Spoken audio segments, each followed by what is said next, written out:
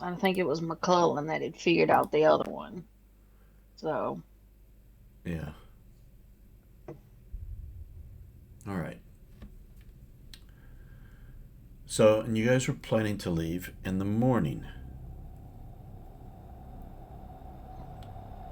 You found this out. It was late, actually. Well, late in the afternoon, and you did a lot of prep work. So, let's see. Death Wish. The bear is driving. I love it. Absolutely love it. Um, Technically, the bear is going to take up the space of two people because you do have the huge Oh yeah. That's mutation. So you are gigantic. you did have to take out the seat to get in there. Yeah, I oh think yeah. you're I just probably sit on the floor. or the back seat. You're sitting on the back seat to be able to reach it. Um, yeah. All right. So that means only four others could ride in Death Wish with you, and then the other that holds five will have Trace, Vinny, and two others of your crew. Technically, you have space for one more, but that's not. No one else is coming. So, um, do you have a preference as to who goes where? No, I really don't. Okay. Orson's just putting on his driving goggles. Huh. I forgot you found some.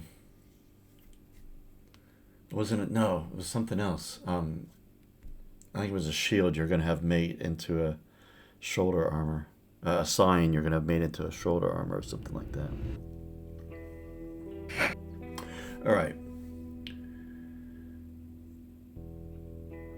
And so you guys are getting all prepped up. So I've made a handout that's got. It's called Gang Loot. So therefore, instead of me just keeping track of the numbers that you guys can't even see, you guys have access. You guys should be able to see it. I should have made Yeah, it. I saw it. Okay. Oh, So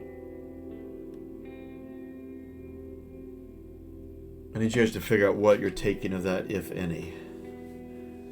I know you've got grub and water listed on your character sheets, although I don't know how much. I haven't looked, but well, considering these loud wagons run on booze, we should probably take booze. Yeah, definitely. What's the consumption of booze? How what fast do we use it? 1 unit per zone, and a bottle of booze holds 10 units.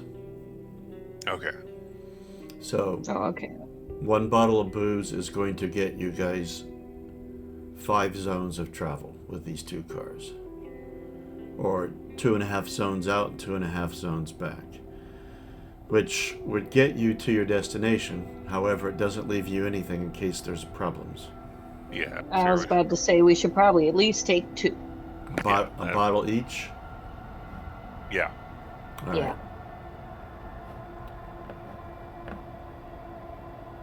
All right. I'm gonna make a note.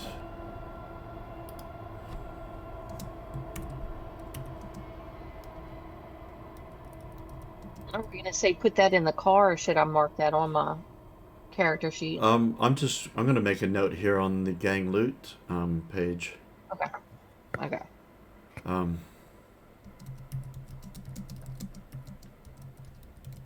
So I'm actually carrying a lot of grub and water for folks, so I think adding booze might encumber me. Hold on. okay. Any grub, Yep. water, or bullets you want to take from the? There, I've updated Well, we've that. got a total of how many people? We've got what, 11? I'm carrying 6 grub and 6 9. water, none of which Nine. I need. I'm carrying it for you guys. Well, I figure we should bring enough food for everybody for 2 days, just to be sure. So that would be 18 units of grub. Okay. And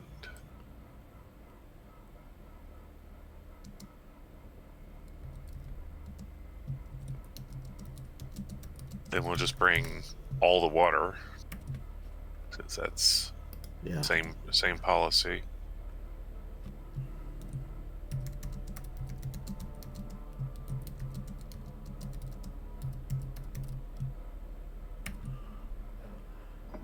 All right. And any of the bullets? You got 6 there. Bullets aren't really going to weigh us down. Might as well bring them along. Okay.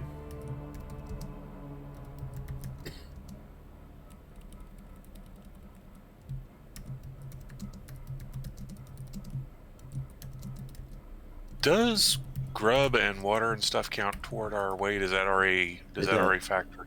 It factors in when you put it on the character sheet. This stuff, I'm assuming, is just stowed in the car. Okay. I was just making sure of that. Yeah, it automatically calculates that for you when you do that. Okay, Yeah, so... because when I added 1 unit of booze to my sheet, it added 1 encumbrance, so I became over encumbered. And do you guys prefer to, as we go through this day by day, just to subtract from this gang loot and leave your character sheets alone? Or... Since we got to do everybody, yeah, let's just do it that way, and we can tap into our own supplies when need be. All right.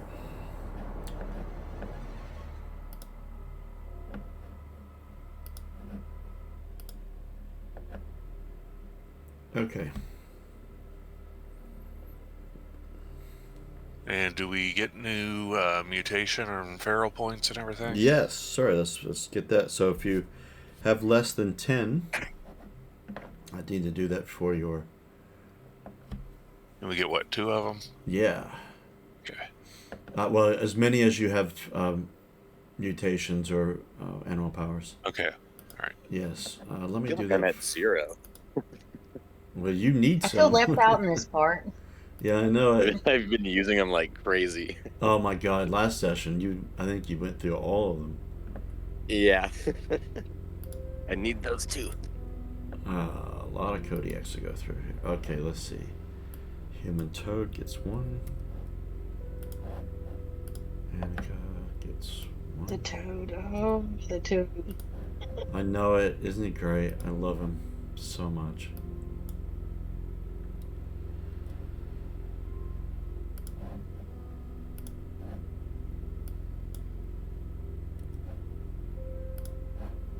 Hold on. Some of your these Kodiaks have got like 4 or 5 points now.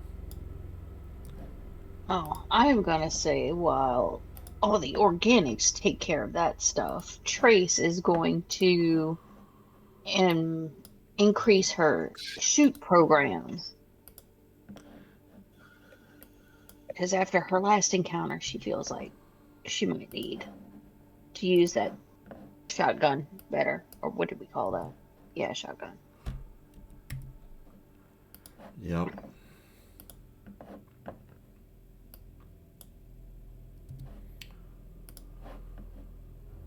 It was just 5 XP, right?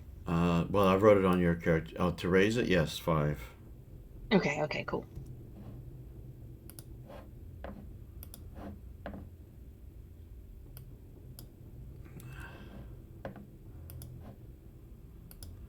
Okay. I've updated all the Kodiaks. Are you all set there, Saul?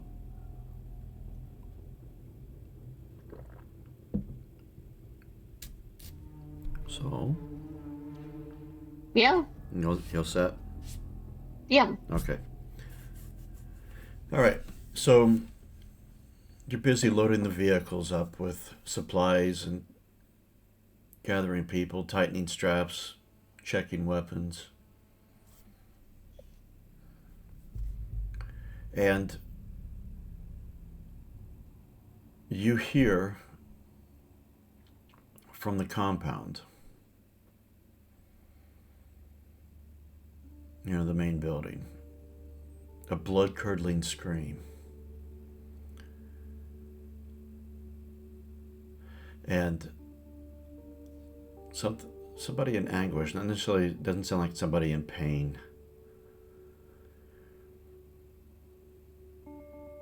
And shortly after that,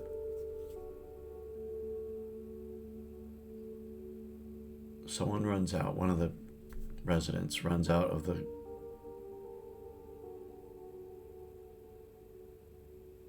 terminal and is just shouting, "Murder! Murder! He's been murdered!" And there's a lot of activity after that. Okay, now have we got the bridge built yet? No. Oh, I'm in advance. Okay, so you're actually loading outside of. Is that right? Well, right now we have to keep the cars on the other side of the river. Yes, you do. Now, if you want us to be closer, we could have been like ferrying stuff back and forth and just been on the Yes. The runway side of the river, getting ready to load stuff onto the ferry. Yes, you have 2 more successes required to be able to make the bridge. Yeah, okay, so this is... You've loaded stuff over and you've come back to do a last-minute check of everything and to gather maybe some of the Kodiaks who have been lagging behind. It's like, come on, we're leaving. And you hear this. And there's all sorts of commotion from it, as you would expect. And first, people are kind of stunned with it. No one, people just stand around like, is this a joke? What's going on? And let's head toward this is happening up in the terminal, I'm assuming. Yes. Because some people have their sleeping area somewhere about the terminal. Oh yeah. Outside of Assembly Hall, but yeah. Well, let's head up there and see what's going on. And you're just hearing. So there's other people consoling this other mutant, and you're just overhearing. It's just like, he hadn't come out of his sleeping quarters, and when I went to get him, I found him. He's hacked to pieces. Who could have done such a thing? And okay, you hear conversation like, where's this at? And you know that everyone in the Ark, but and you know the general area where the location where the sleeping quarters are. But this mutant, who was quite close, is kind of distraught and being consoled by others. Shortly after that, Maximon comes out, and Marlot is definitely headed that way with one of her people. You see her make a beeline for it.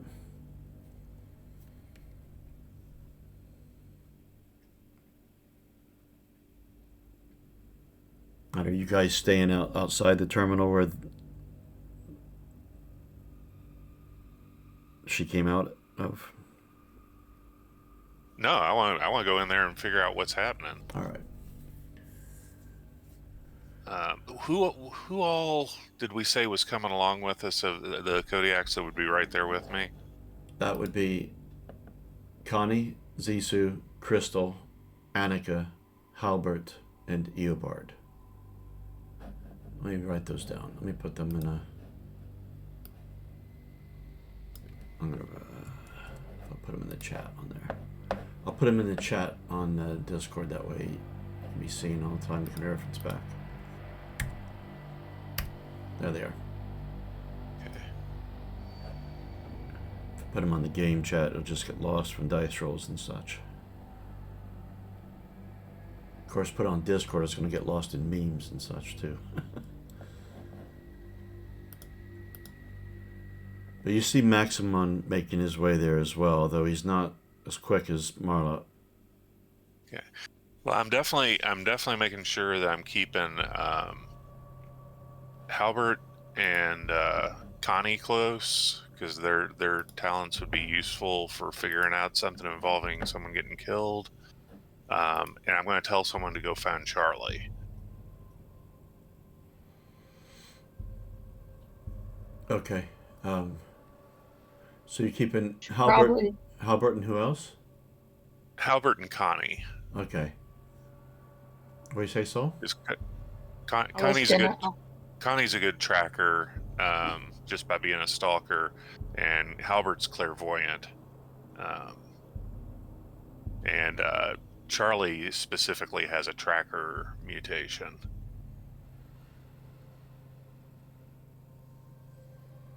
All right. And Trace is going to suggest possibly sending someone to finish loading the rest of the supplies so they don't get stolen in all the commotion.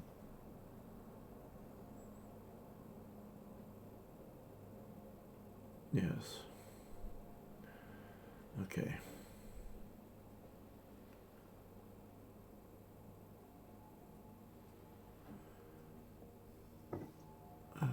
Okay. And so Halbert and Connie's a tracker, and Annika will go and fetch Charlie, who's probably still asleep. She mutters as she runs off. And there's a bit of a crowd, not a large crowd, but a small crowd of about approximately 10 people that's kind of gathered outside the area of rooms where this clan of people call home.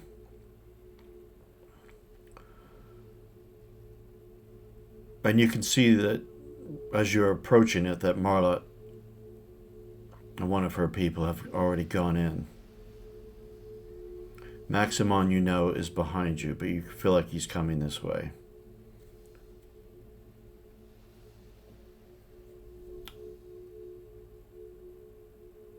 Do you guys push past the crowd? Or do you keep your distance for a bit? No, I'll push past the crowd. All right.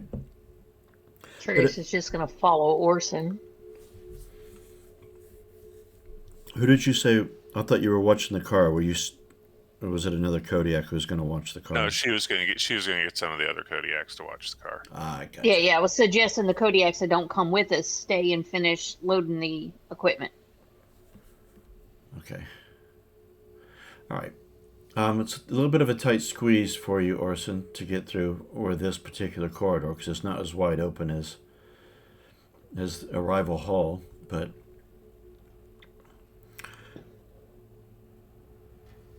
Marlot has cleared out some who were really close, kind of creeping in to get a peek.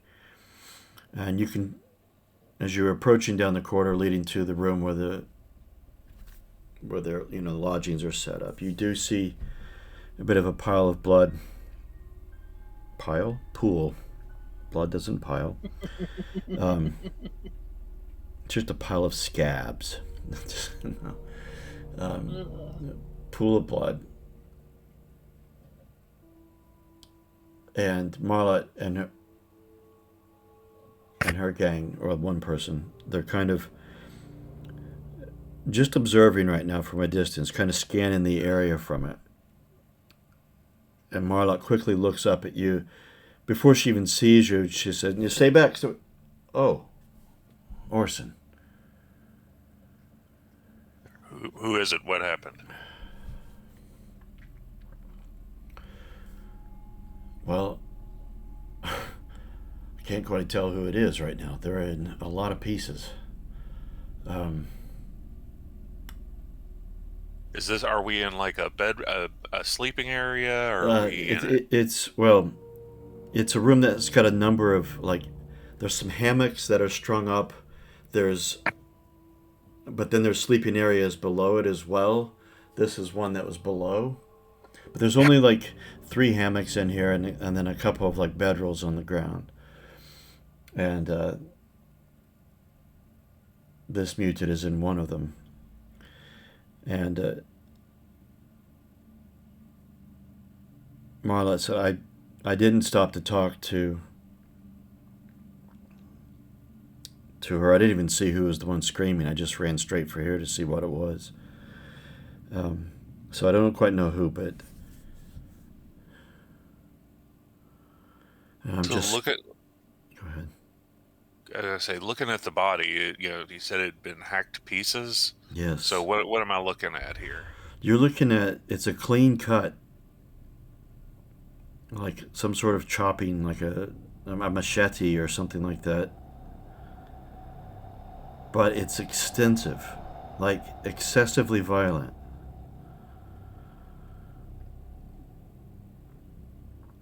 And Marlot is moving about, looking at different angles, and looking about the room for any other signs. All right. She's kind of quiet. Is there a weapon here? No. Okay. The dead person, were they dressed when they were killed? Yes. Do they have any of their own gear that's laying around? Anything we could use to figure out who it is? They were dressed, yes. Not necessarily in full clothes, because it looks like, not wearing armor, because they were sleeping. And there is belongings about. And one second.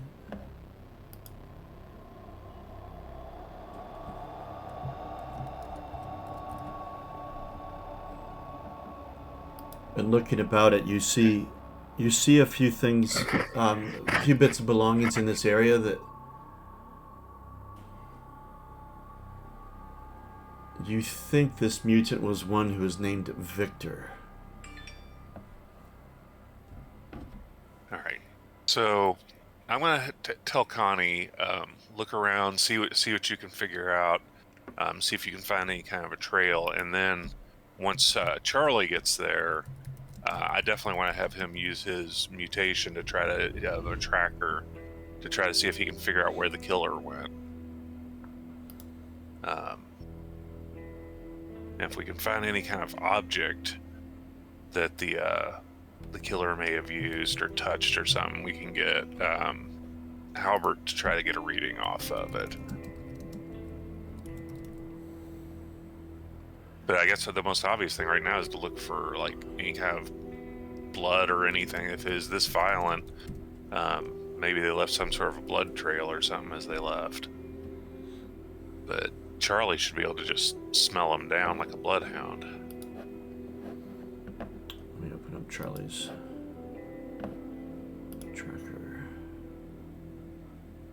We can also bring the dogs into it if we have to.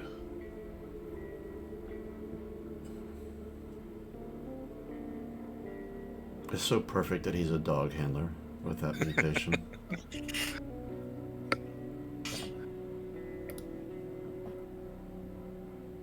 All right.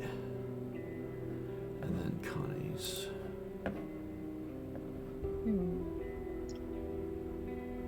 Find the path. Yes. Do I need to make a command roll to order them to do all this? I think command rolls feel more right if it's something that puts them at danger. Okay. And they're kind of scared into obeying, considering what happened to Prodigy yesterday. All right. It's like no one's going to stand up to you right now. Let's see. Find the path. That's... Okay. Okay. Looking about then. All right, let's do a...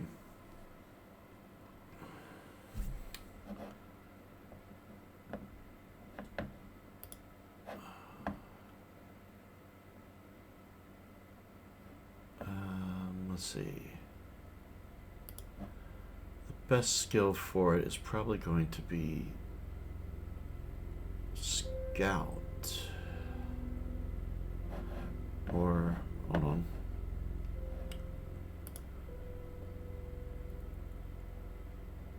Yes.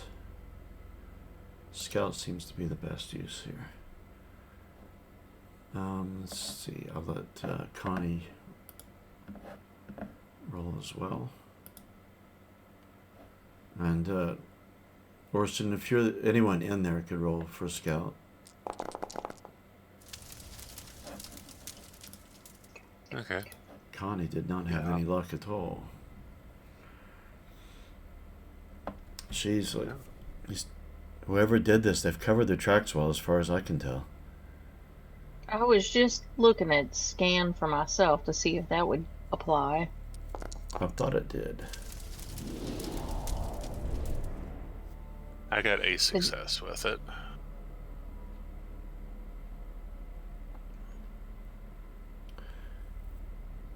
Trace, are you rolling anything? Yeah, I'll roll. Negative. I'm gonna have a bad day. And have you let, other than Connie, have you let any of the other Kodiaks who come with you in there? Connie, Charlie, and Halbert? His name, Halbert, are the three I brought along. Sorry, Halbert. Still getting used to you. Yes. So he got a single success, and then Charlie. Just want to get everyone's successes before I tell you what you may or may not find out. Oops. Sorry. Didn't. Oops, that's Scout. That's not the right skill. Wait a minute.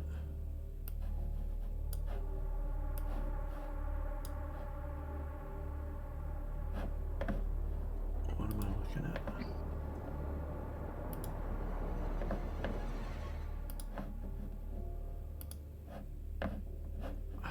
God damn it, hold on a second, guys. I just clicked on the wrong thing here.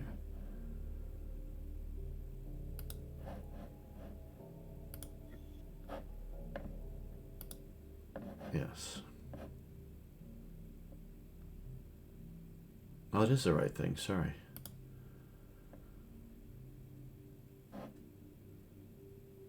Damn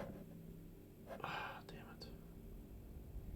Alright, they both got a single success each. Alright.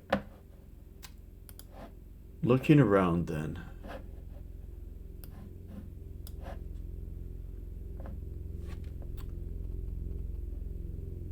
It seems fairly clean. Let me get Connie up here.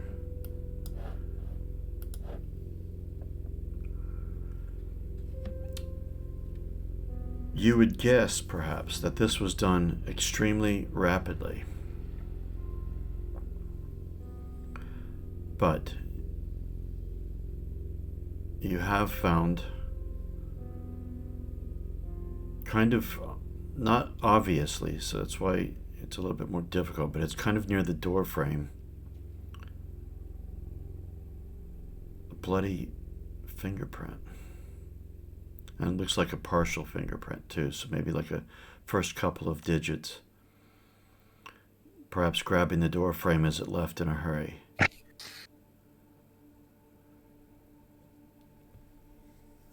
Does it look like just a typical like human print, or? Yeah, it does.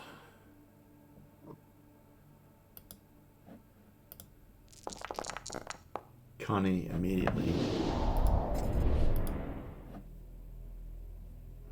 starts looking about down into the corridor.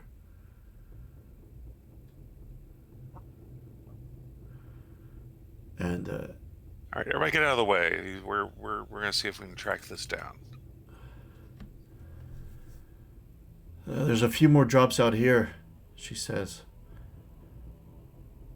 But once it gets out into the main corridor, all these people stand around here. If there was anything, it's gone now. Okay, so. And she looks at all the people. Brilliant. Absolutely brilliant. She's a cocky little 14-year-old. Good job. Claps. She comes back into you. There's only a few drops, Orson. Okay. But the space between the drops, they were moving fast. All right. And I want to. This is Connie, or Yes, Connie. okay. I want to turn to Charlie. Is like any luck picking up a trail from that?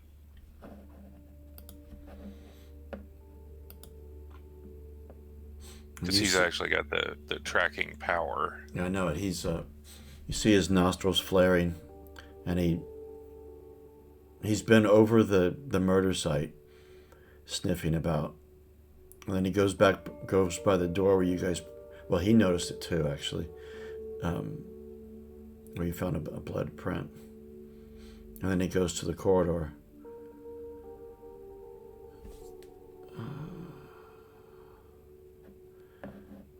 Per day, so I'm going to spend 1 point. He had 6, man. He's been mounting them up, so he's down to 5. So that's probably why Charlie wears that gas mask all the time. Is just that smells are really powerful, and he doesn't want to be overpowered by them. Yeah, to have a break from it, like, I don't want to know that you just took a shit, and I don't want to know where the pile of it is currently resting. Okay. I got it, boss. And you just see him just start going out into the main sort of corridor that leads down where this little side corridor was off of. Okay. All right. Connie is right by his side. Yeah, Kodiak's come with me. Give him space to move. Everybody else stay back. We don't need to crowd him and get any more smells going on than we need to.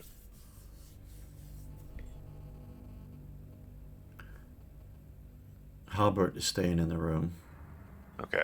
He's got his head kind of cocked to the side as he's just looking around at everything. All right, so I'm going to follow Charlie. Who all else is coming with me? I'll go.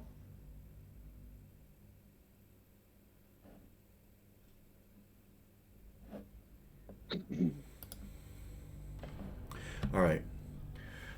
Yeah. There's a few times that Charlie stops and he's just sniffing the air and he looks about. I can smell the blood. And then he takes off running again. Sometimes walking, sometimes running to get his bearing. And he goes down some stairs. Now this is stairs that goes to an area that you've been told is called maintenance level. You don't know what that means. But you know it's dark down there and no one really bothers to stay down there, but it's sometimes where things are stored. You do know, you have been told by, why do I forget his name? McKellen. That in the old days, there was a source of power and heat down there, but it's long since non-functional. Okay, well, I'm gonna get my I'm gonna get my flashlight out and crank it up, get it lit. And I'm actually gonna hand that over to Charlie so that he can see while he's tracking.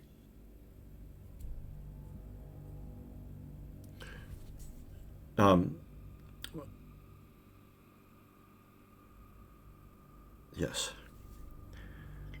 Trace is going to look at Orson. Shall I send my drone ahead to scan before we enter?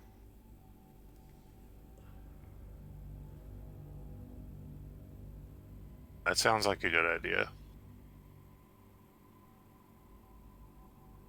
Do you hold Charlie back then? I don't know if we can hold Charlie. Yeah, he's on a mission right now, so he just, like a dog, But yes, does that cost you an energy point then, Saul? 9. Yep. Oh, okay. Yep. So I unmount the drone and toss it into the area, send it on its way.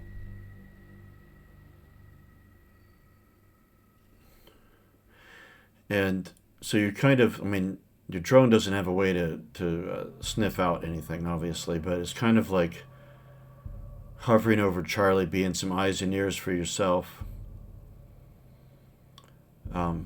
Although, I don't know if we decided, but I think it should have eye infrared. It's not much use. Seems logical. Not much use Yeah. as a drone if it didn't. And low light vision. Okay, I'll update that on Yeah, its I sheet. think it should. I don't remember if we ever decided it, but I want it to. So you're able to see with clarity what's going on, trying to keep up. Well, easy to keep up with Charlie. You guys are following behind, I take it? Yeah. Going down the stairs. Charlie, there's a lot of different areas down in this lower level, different little rooms, or just there's giant bits of machinery that you don't know its function has long since passed from memory, at least for your memories. Saul might have a basic idea of some of it anyway, but and McKellen certainly does, but you don't remember what he was mumbling on about. Charlie stops and he sniffs the air and moves down a certain area. And he gets to a spot and he stops. And he's looking down. So this is what you can see. So he's looking down a short corridor that is a dead end. But it goes around, there's like an open doorway on the side of it, not at the far end as you're looking straight on, so he can't see into the room.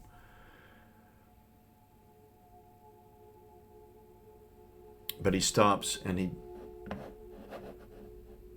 he's been so obsessed with just finding things, he just forgot to do anything else, and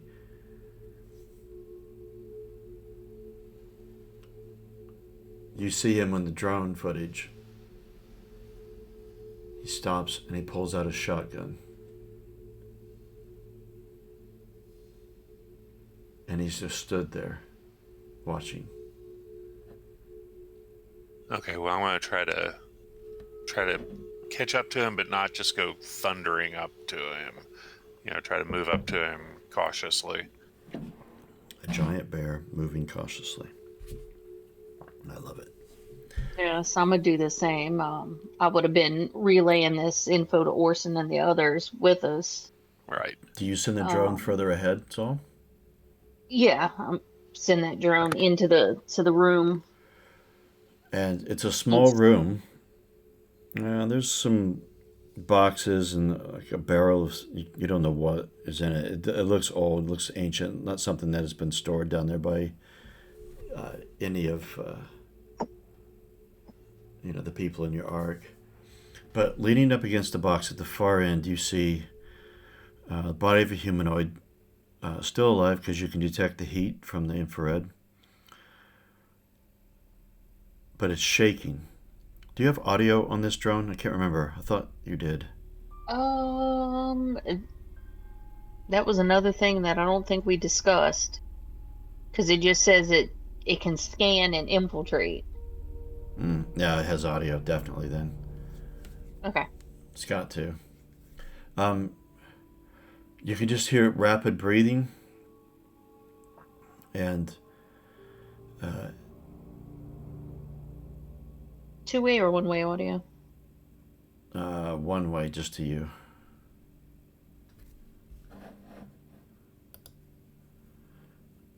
But Pontiac might be able to rig it to where it could be two-way. Just saying. A little speaker on it, yeah.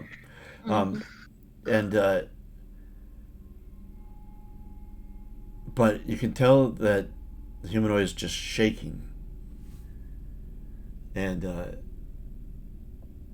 some sort of mumbling in between just rapid breaths, almost like a very shaky sort of breath. And you can see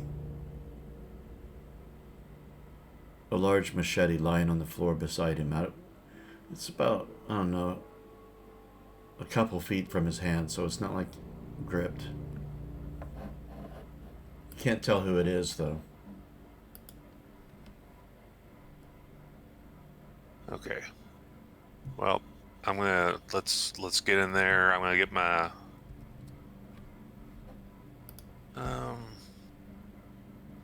yeah, I'm gonna go in there with and let's see if we can round this guy up, whoever it is. So I'll go in first. Okay. And Charlie, you keep a light on him as I go in.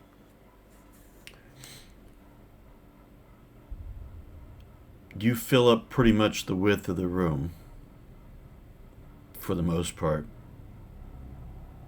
And you're beginning to make out some of the things being said. Kind of. You're hearing things like, what happened? Oh my God. Oh my God. Is it real? And looks up at you and is just terrified, and it cowers back. And you recognize him as a mutant by the name of Cole. C-O-L-E, Cole.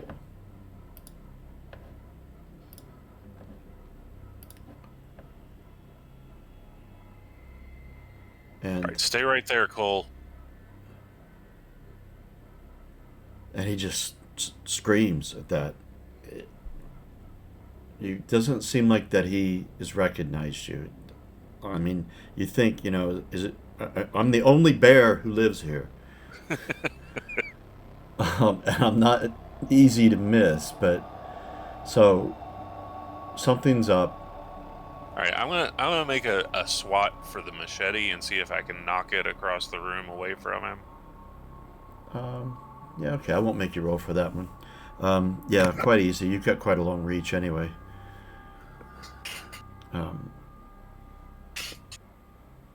You know this guy to be a cryokinetic mutation.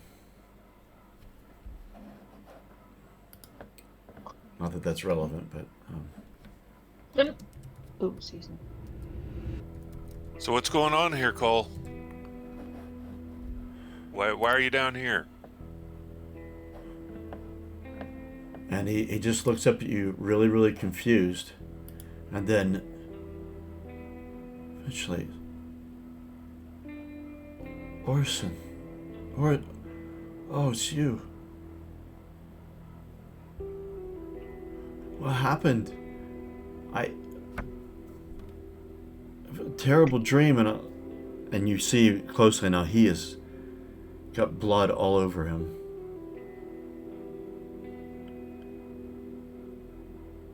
Not like, flowing blood or anything like that, but it's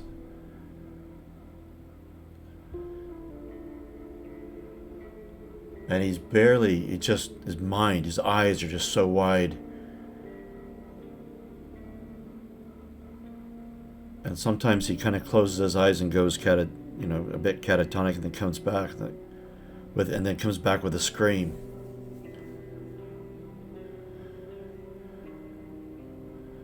The voices. All right.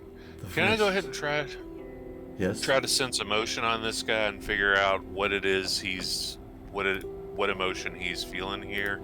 What's going on with him, if this is some sort of an act or anything? Yeah.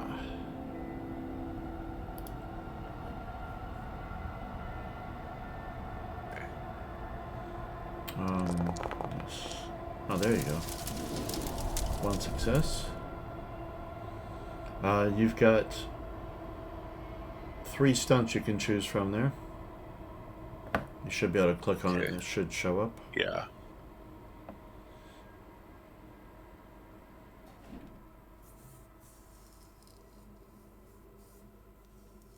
Okay, so let's go with is he speaking the truth?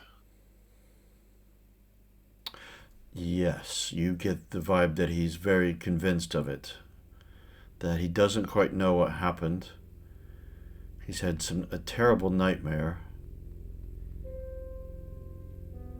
And he's hearing voices. Right. Or was. All right, Cole. Look, you went missing. We found you. Why don't you come with us and let's get you back with everyone and see what's going on because you seem confused.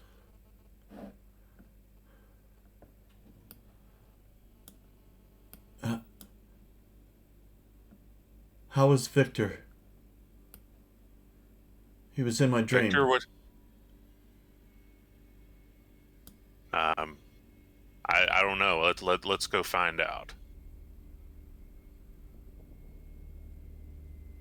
And he slowly gets up. He's kind of hunched over. And he looks at you and nods, but he's still eyes are wide. Before he gets too far, he throws up. None got on your fur.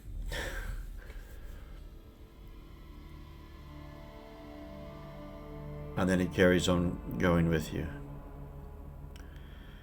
And you come out into the larger area where it's not so confined and you don't have to hunch over so much.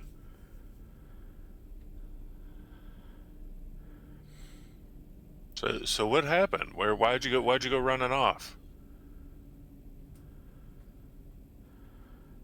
I had this dream that I was murdering Victor. Voices were telling me to do it. But I'm covered in blood. Did it really happen? How, and if not, where's this? Is this my blood? And he's just checking himself all over. Did I cut myself up? No, you don't seem cut.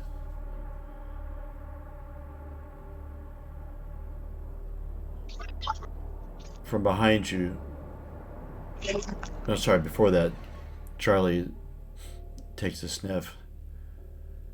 This is definitely the source of the blood, boss. And from behind you, you hear Maximon. And you hear him shouting, "Where is he?" So he's just come down the stairs. You guys are a little bit further ways away, but he's on his way anyhow.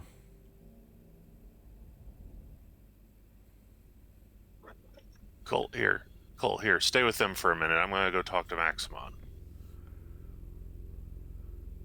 And I'm gonna push him back with the rest of the crew and move ahead or move back wherever to go intercept Maximon before he sees him. All right, so you got Trace and Charlie here with Cole. Did Connie would have followed along. Halbert stayed in the room. Okay. You go heading back towards the stairs, and you see Maximon with Marlot and one of her security personnel walking beside him, although they're walking kind of fast. Okay. And you see him, and Maximon shouts out, "Orson, what the hell is going on here? Is he down here?" All right, so I'm gonna sort of like motion toward him to sort of like lean in. Yeah, like hold on, come here. All right, we found Cole back here. It looks he had a machete. He's covered in blood, so it looks like he's the one that did it. But he seems really confused and says he's hearing voices. Right now. He doesn't understand what's going on, and he's talking to us. And I'm trying to get a story out of him to figure out what he knows and what's going on before he freaks out and realizes what he's done. I think he doesn't realize what he's done. Cole, Yeah. He's tiny. I mean, how could he do something like this? He's not. I mean, all it takes is a machete. You don't have to be big. Yeah, but it's not even like him. That's why something strange is going on with him. We're trying to get him to talk as much as he can before he realizes what's going on and clams up or freaks out or does whatever. Absolutely brilliant. It's exactly what this arc needs. Marlot has moved forward with her person.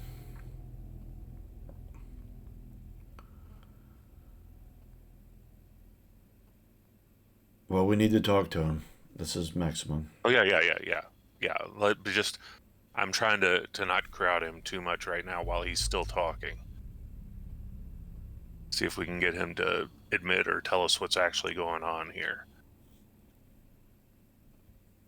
So here, come with me. I just wanted to let you know how we're approaching this before we start talking to him. All right, where's he at? All right, come along. Marlot so I'll lead him walks a step ahead of Maximon. This is her domain.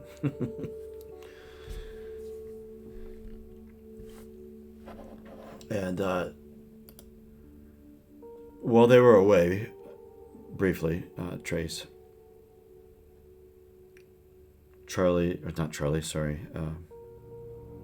Cole is just, he's still shaking just from nerves. And just looking at the blood on him. And occasionally to see his face just sort of wince just from maybe a memory floating back into his brain.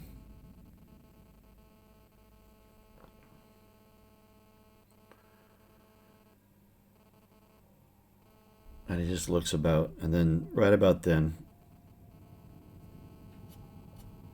Orson comes back with Marlot a step ahead, and Maximon slightly step behind Orson. There's a couple other people there as well, some of Maximon's closest people. You also see Muba, the four-armed mutant that is Maximon's bodyguard, who is staying back a few steps.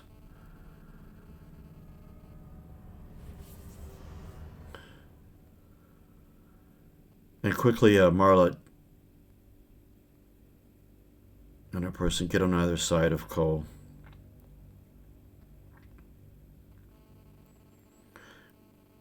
Cole, I want you to relax.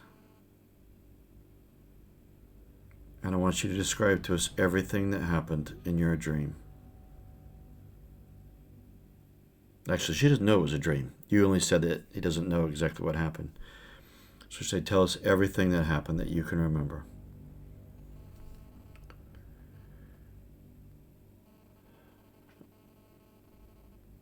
And when he looks about and he sees all these important people standing around him, and you just see him sort of just cower down a little bit more. Well, I remember it seems like a dream anyway. When I woke up from it, or thought it was, or, you know, you've ever had a dream where you wake up from it, but you're still actually in a dream? Well, that's what it felt like. And in my mind, there was only one thought, one burning thought more than anything, that Victor was an enemy and was a threat to us all. And I had to stop him before he could kill us.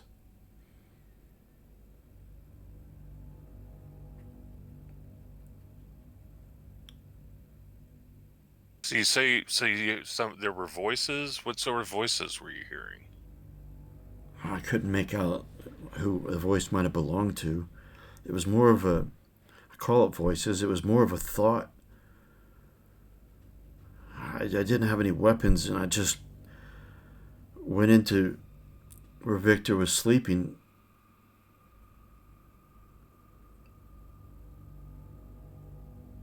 It was late morning. No one, everyone else in his room had gone.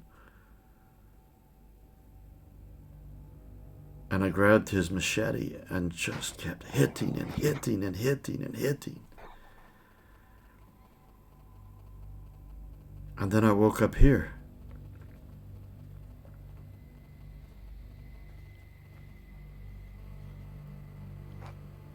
And I thought I was still in a nightmare. Am I still asleep? Are you guys part of my dream still? I don't hear the voices anymore, but is this still a dream?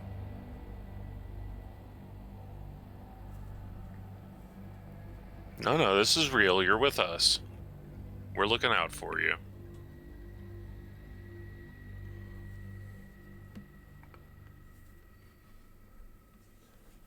Marlette glances back at Maximon, gives you a quick look too, Orson. But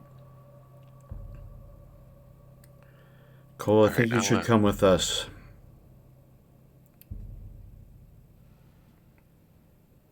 Until we figure out what has happened, I think we need, for your own protection and for the rest of the Ark, I think we need to make you secure.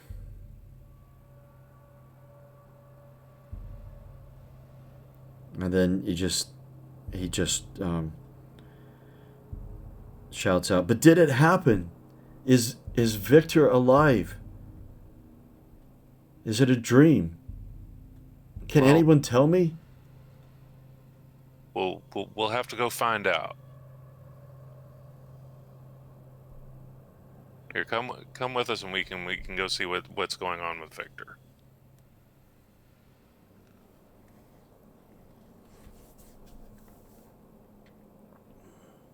And he shakes his head subtly and starts walking out. Marlette has a firm grip on his shoulder. And her security person with her has picked up the machete. Maximon is just shaking his head. Okay. As we're leading them out, I'm going to try to sort of fall back with Maximon and Marlot to where we can talk a little bit out of earshot of Cole. Marlot is the one guiding Cole. Okay, never mind that. But Maximon can. Yeah. Yeah, Maximon actually pauses to just look about the area briefly before he follows on. He's about 2 or 3 meters behind them. Do we know of anyone who has any mutations that could do anything like this?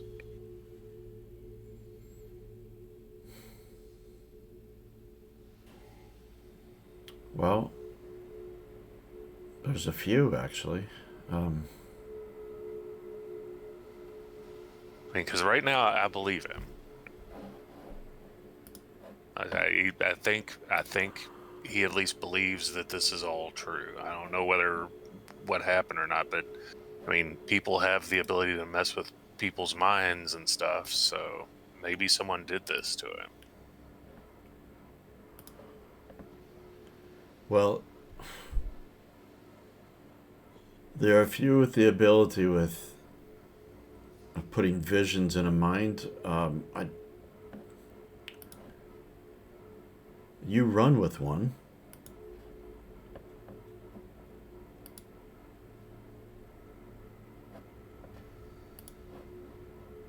Your friend Vinny.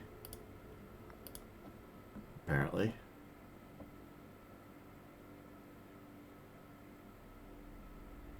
There are a few others. We don't really keep a database of all of it, but there are a few others.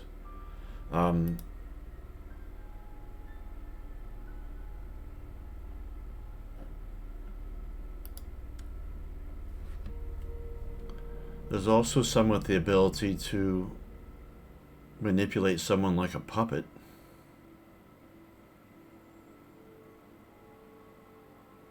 But it comes down to a basic question for any of it. Why? Yeah. I mean, we haven't had anything like this in the Ark.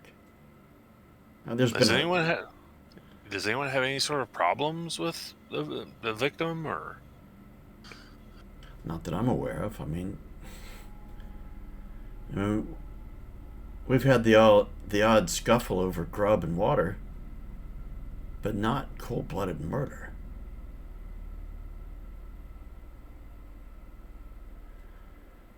But I'm sure Marlott would agree.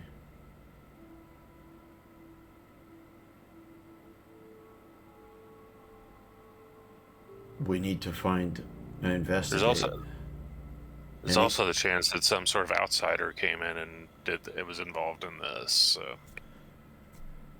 Yeah, that is something that crossed my mind. I'm not sure which is more horrid to me, to be honest. At the very least, we need to question the whereabouts. Speak to all mutants with an ability. Agreed. Like this. Listen. You and your gang have an important mission to do. You've already been delayed from this. We'll look into it here. And hopefully I'll have some answers by the time you get back.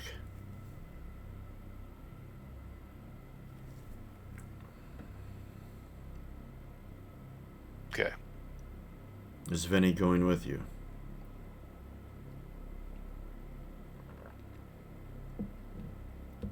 Vinny was going with us, right? Yeah. Yeah, I'm gonna go with you. Yeah. Sorry, I'll have my eye on him the whole time.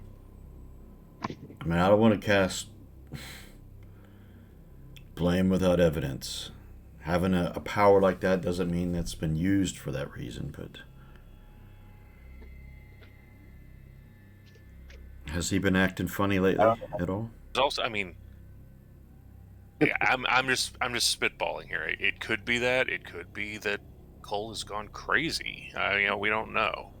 But it was just that my first thought is that if he says he's hearing voices and wants things to do him, maybe someone made him do it. But he also could just be crazy. We've got to try to find a way to figure out what's actually going on. Crazy. It's not like there's a shortage of craze-inducing events in this zone. To wonder any of us are sane. Yeah. Or maybe he's a really good liar who has just convinced me, wanted to kill him and just convinced me he's coming up with a story, but I don't think that's the case.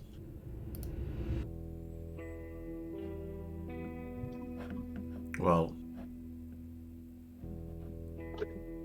Marlot's got a telepath in her crew. We'll find out if he's lying or not. Yeah.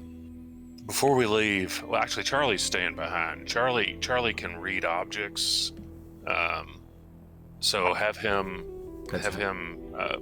give the machete to him and let him get a read on it and see what he can figure out. Oh, that was Halbert, actually. Although he was going with you. Sorry, Halbert. Yeah, okay. But Halbert Halbert's was one. coming along? Yeah, you chose him to come with you. Yeah, okay. I got confused. That's all right. He's new, new to the crew. All right. Well, maybe we can have him do that before we leave then.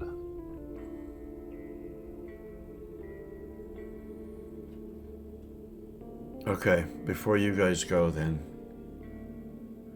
bring him by command. We'll give him an opportunity to see what he can figure out.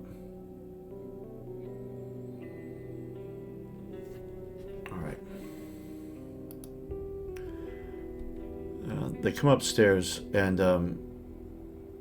Maximum calls out to Marla. And it's before they get to the stairs. Marla, I don't want the entire Ark to see Cole like this. to start a panic beyond what we've already got. I think for now, and he looks around to everyone here,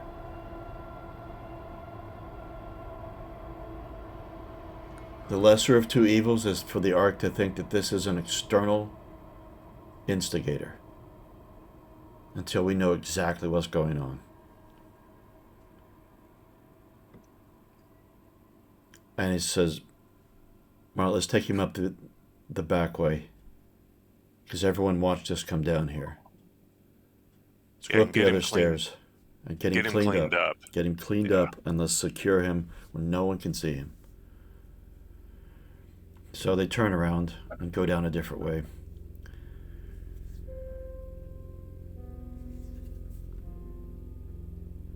A short while later, you get into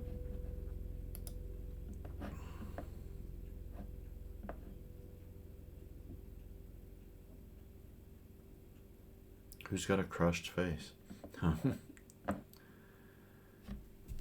You're all ready to go, but you take Halbert by command. And they have left all of the blood on it. They haven't cleaned it up just in case it's relevant.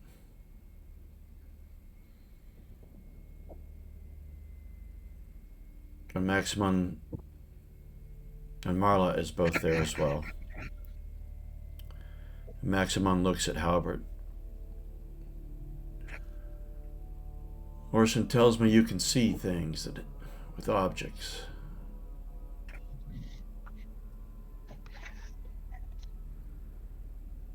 And Halbert, he's kind of a shy, timid sort. Yeah, sometimes I can see things.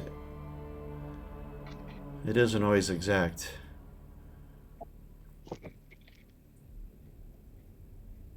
And,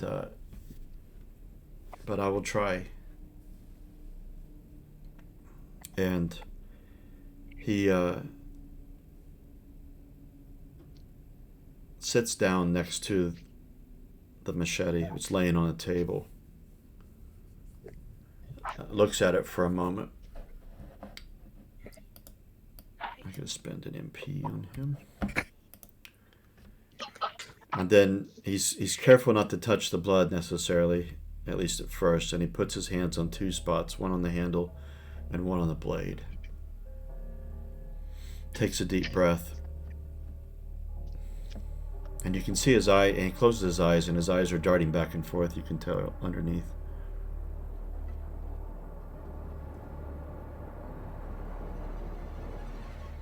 And you see him start to wince and like jerk his head back mildly, not like a big jerk back, but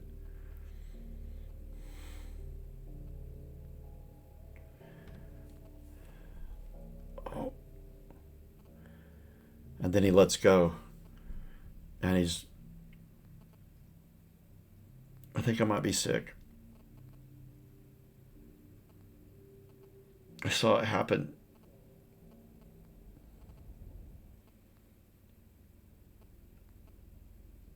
It was a bit blurry around the edges, but the vision, I could see Victor being, I guess it was Victor, it looked like the same area we were just at, but being hacked up. The whole thing was over in 30 seconds. It was like I was in the eyes of the person doing it. And he almost loses his breakfast a couple of times while he sat there. And he stands up from the chair really quickly.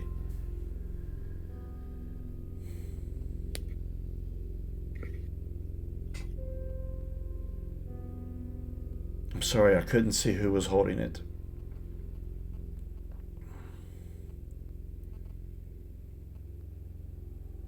But it fits the timing. Okay. Well, good work anyway.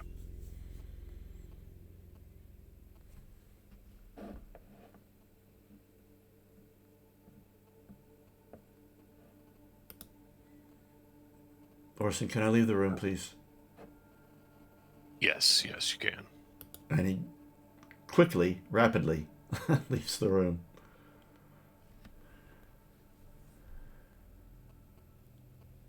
All right. And So you hear Connie in the background. You okay, Howard? And then you can't quite hear the rest of what they're saying.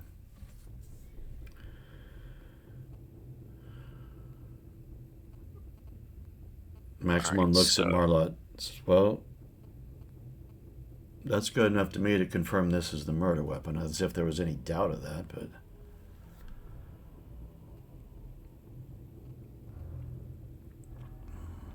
We can only conclude that Cole is the one who did it, whether he's crazy or whether he was manipulated to do that.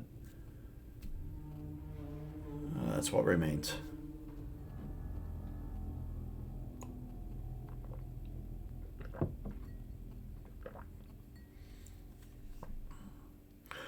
Orson, we've got this here, man. Why don't you and your crew head out? that's the plan. So one thing I want to do before we head out, though, is to get McClellan and get them involved in this, so that we have a friendly ear involved in the investigation that can tell us what went on with it while we're gone. Yes, and because you guys rolled this to happen, by the way. He was really? Yeah. Victor was a chronicler, which is what McKellen is. Oh, This is somebody that that's right. McKellen knows. And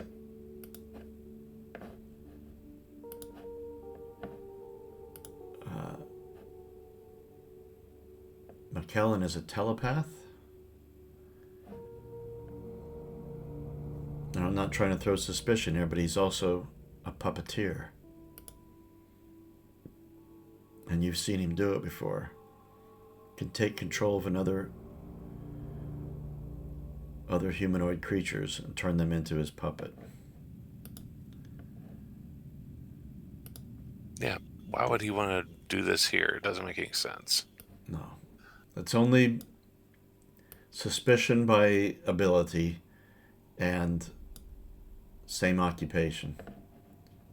Doesn't mean anything at all. But you know good and well that Maximon's probably going to suspect, or at least look into,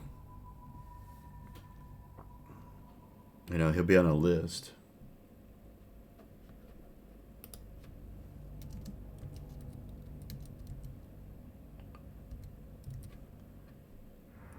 And I so didn't plan any of this. You guys rolled this, and you've got 2 people in your crew who have just the right mutations. If it was a controlled mutation by anyone inside, who could have done it or influenced it anyway, but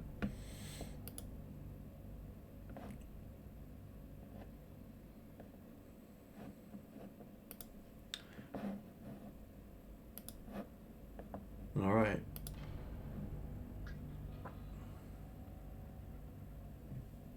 Yeah, and yeah, so if they're probably going to be cagey with having McKellen around then.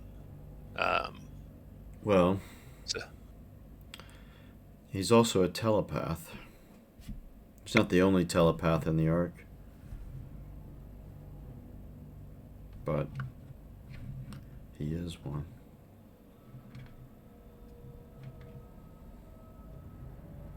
yeah, so the person I'm going to put to sort of hang around them and keep an eye on what's going on with the investigation is Annika. Okay, she was also planned to go with you. Oh, nope, never mind. Okay. Who's good for this? A little young, but I'll have Chelsea. Okay. Yeah. Young, So, but right. probably wouldn't be noticed. Yeah. I've also, for her character traits, I have her as energetic and perceptive. So. Ah, perfect. Okay, let's see.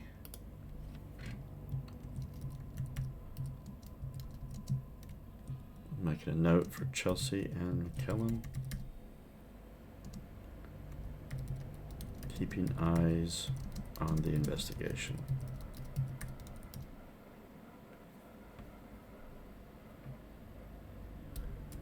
Okay.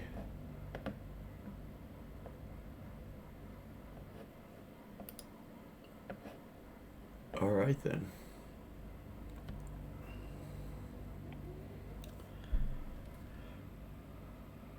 You head on out now. Yeah. You've lost, well, all told, really, with enough discussion and things, you've lost a couple of hours on your morning. Although I assume, okay, correct me if I'm wrong, but I assumed you guys were probably beginning quite early in the morning for your preparation, or did you sleep late?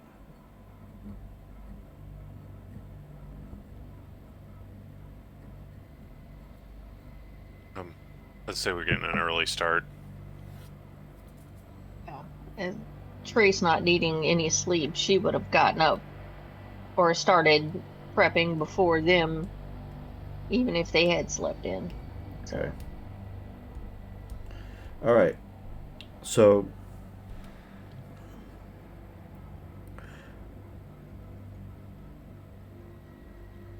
you get to the ferry port on your island, and you notice that Marlot has already increased security and patrols.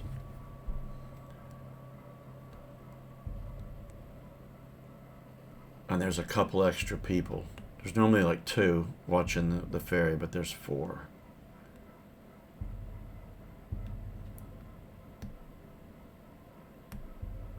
They don't hinder you. They're not going to stop a bear and his friends, but the rest of the Kodiaks were already with the cars, as commanded. Where was Vinny in all of this? I just assumed you weren't going with him to speak with Cole. Unicorn. Yeah, I would have stayed at the cars and continued preparation so that by the time they finished, I'd all be ready for them. I got back. Would you have been on the terminal to hear the initial scream and to know the commotion that was going on? Or in your world, Orson and crew are like a couple hours late getting to the cars, or nearly a couple hours late? I think I would have heard it and had some idea and told Orson, like, you go deal with that. I'll get us ready to go into the zone. Okay.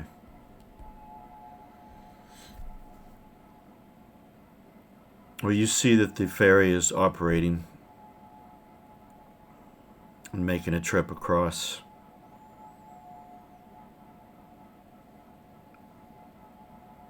And out steps Orson and Trace, Connie, and Halbert.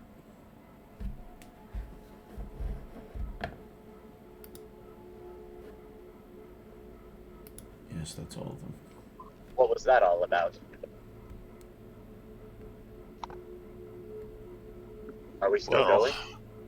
Yeah, we're still going. There's been a killing in the terminal. Cole, who was it that got killed? Victor. Victor. Victor got killed. It's a chronicler.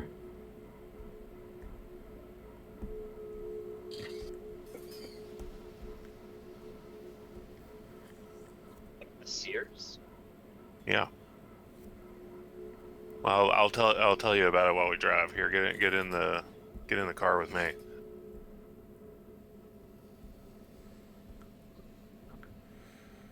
That does not bode well. I'll get in passenger side. So I'll update you on everything while we're traveling. All right, that'll put with Vinny in there with you, slightly squeezed into the passenger side up front,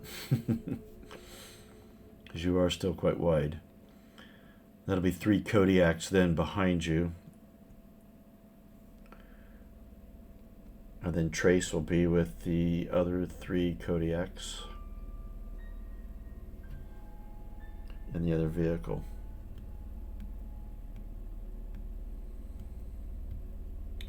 Now, Where do you...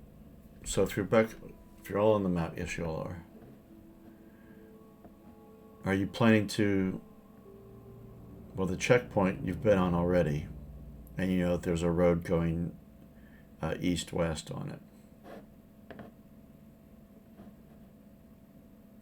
Well, a vehicle and a zone that you've already investigated. Even if you're walking through it, you can get through it in half an hour. But in a vehicle, you can get through it... get through it in an hour. In a vehicle, you can get through it in half that time. So are you planning on heading straight west then? Into this zone? Yeah. Seems the most logical to me.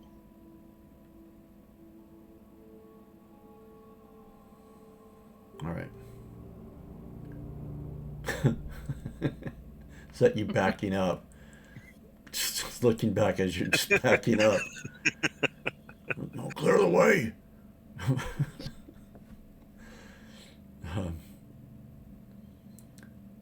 All right. Going in. Is there anything, Unicorn, that you want to roleplay with Orson about the discussion of this? And I will let you guys do that. I don't want to take away from anything. Don't really think so. Just to catch you up on stuff. Yeah, just kind of tells me everything that happened. Okay.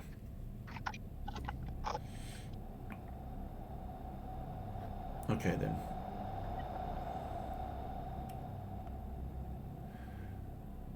It is mid-morning then by the time you guys set out. The tanks of the loud wagons have been filled up while you're waited for Orson to come across on the ferry. Orson and company, sorry, not just Orson.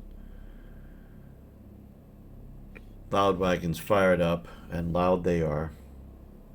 There's no subtlety of you guys driving across. I mean, you can drive at a slow speed, and it isn't like loud for a distance, but distance. Mufflers are long gone on these things. Oh yeah.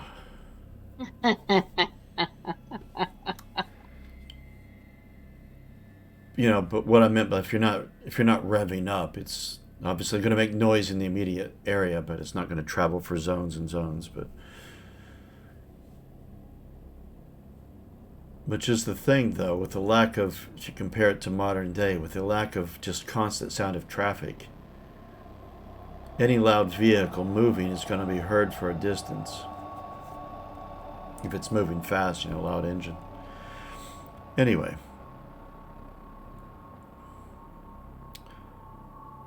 As you head out, clouds begin to roll in.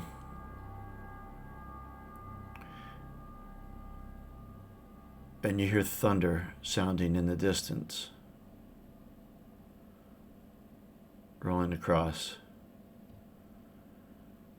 And begin to see some lightning, actually. Again, I rolled this. This just fits. Just the gloominess of what you've just come from. Kind of affects the mood. It is London. Yeah, it is London, after all. Now, there's always mist and haze in all of London. Especially at this time. In the future. Post-apocalyptic. And before I do anything, we need to have Connie roll her special skill. Just get me off of private rolling. Find the path.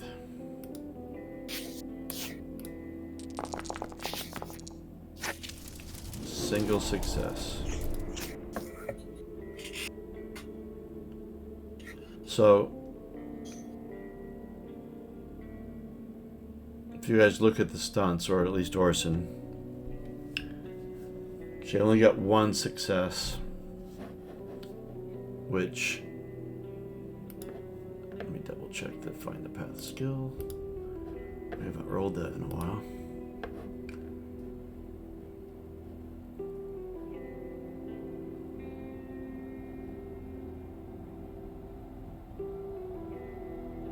Okay. A single success means you find a safe path and spot any threats in the zone before they spot you. So there are no stunts unless you want to command her to push it. But No, it's fine. she's got a hazard in there. And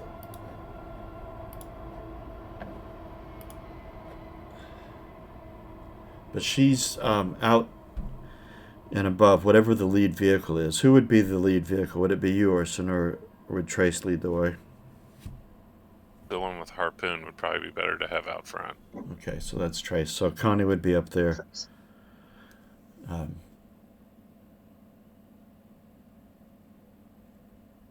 And she's peering through.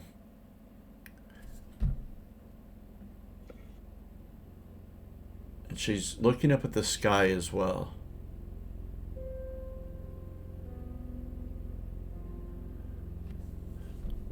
Trace, this looks like the burning rain. And you know of this. It's a kind of rain that hurts, causes burns when it hits, and leaves marks and objects.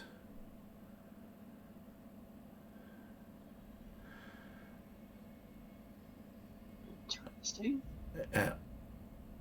I think it'll be upon us soon.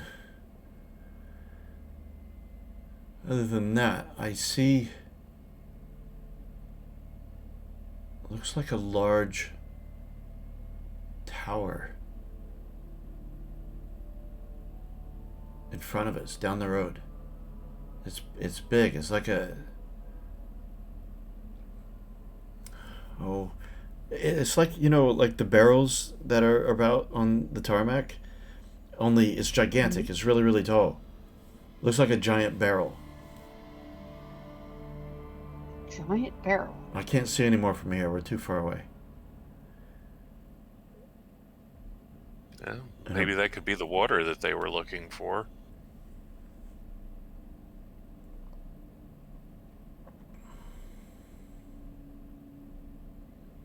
Yes, it very well could be the water. But with But this, we probably better find cover soon, because if I'm right, and that's the burning rain, all of us out back here aren't going to be feeling very good. yes, yes. I mean, Should you're definitely undercover, find- but we are not. Yes, cover is definitely a priority. Let's find that first. And I'm gonna...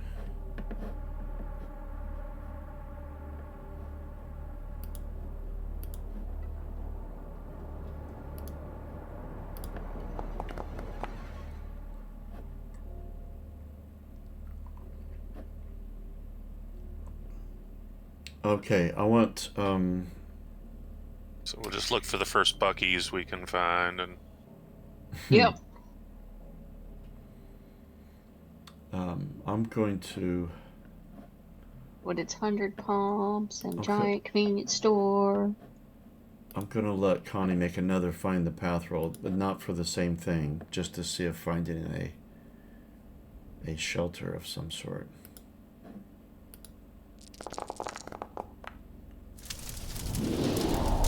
Oops, I made that private.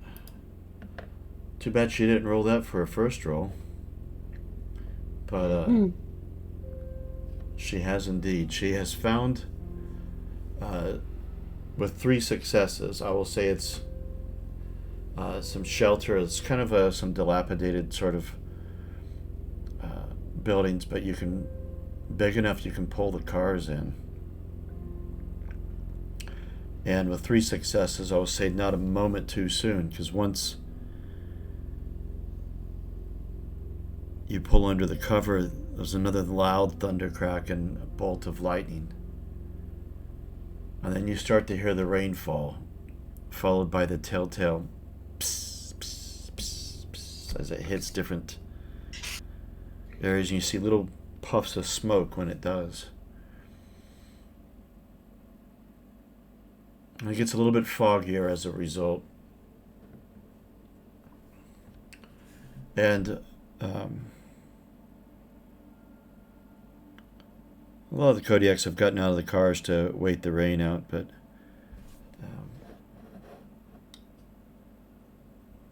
having a drink of water.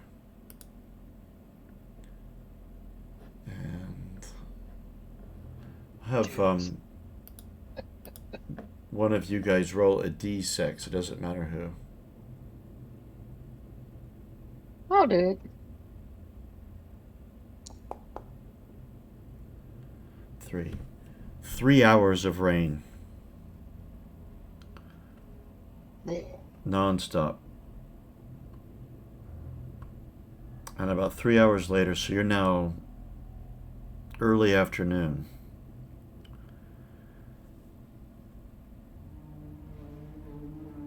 And you see when it's done, it thins out at first, and then it just stops. Connie goes to the edge of the cover and just looks out.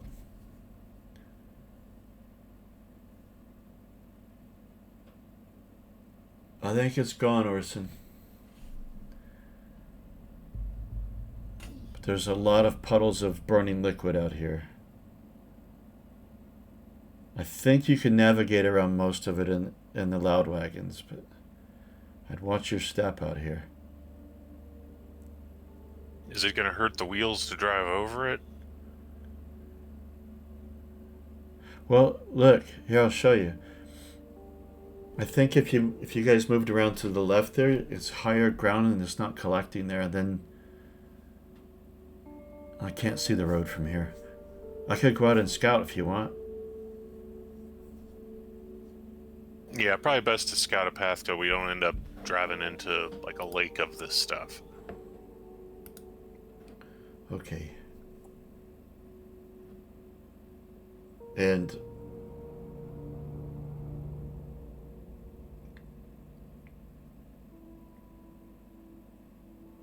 remember, she's an insectoid, so her hands and feet are uncovered.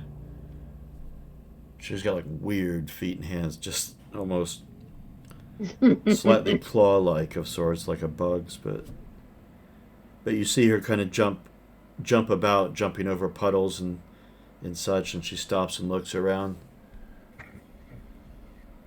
Looks back at you guys and then goes down the road a bit. About 10 minutes later, she comes back. Yeah, I think you can navigate it. All right, well, let's get moving. It's not so bad.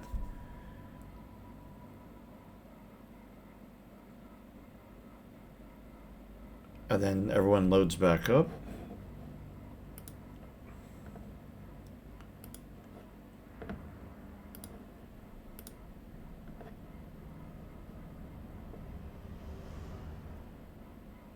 And you go further down the road,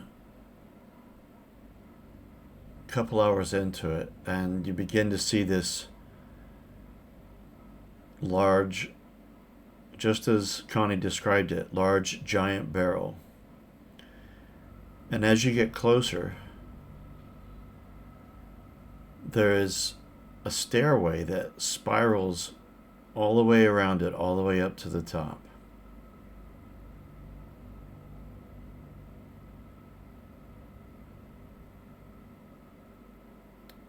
And did we decide if Saul knew anything of the old language?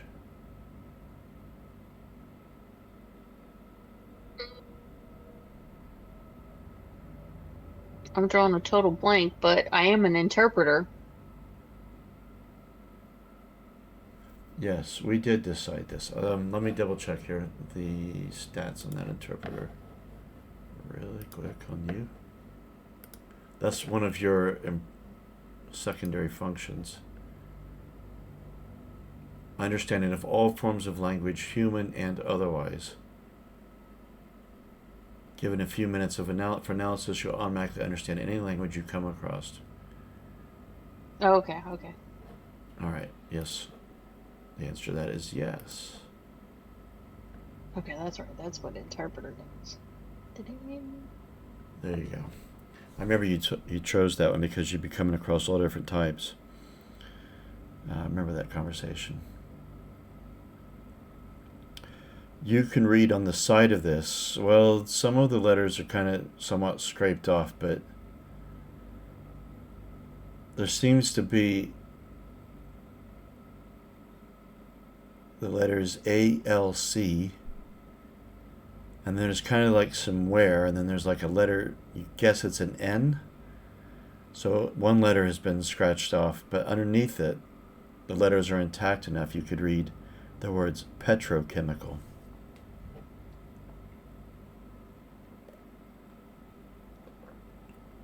Petrochemical. That would be fuel. You hear Trace muttering this as she looks up at this tower. Fuel for what? Like loud wagons. Ooh. Well, let's check that out. And you see as you get closer to it that there's some low-lying buildings around it, mostly way overgrown with weeds.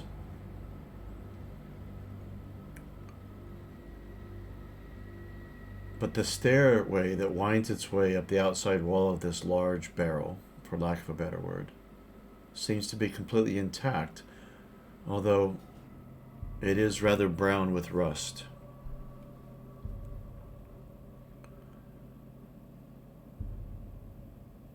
Do we want to trust that, or do we want to use the harpoon launcher and hook a cable onto it and just climb up? Clever. Also, I forgot to have you guys do this while you decide that one. All of you should make a know the zone roll. Although Saul, that is Analyze. yes. You can all make it. Oh, damn. Robot's too busy interpreting This old whole speech. You can't. Sorry. Let's say this whole time Vinny is just like miserable, especially with the rain, and just like, why am I out here?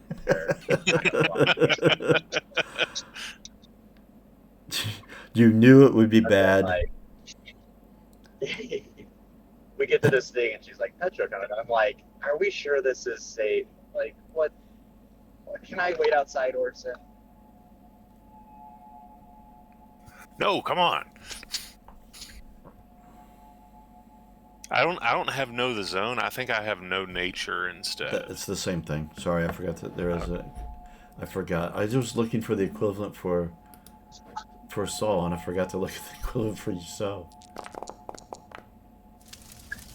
And then Vinny has like 0 notes, so I probably get 1 dice in it. Well, I'll roll anyway. You never know. So far, no one's successful. What you get a success with your base die? Nope. You got a hazard. All right. Also, you remember, Vinny, you are not in the best of shape right now. You have 1 out of 3 strength and 3 out of 5 empathy.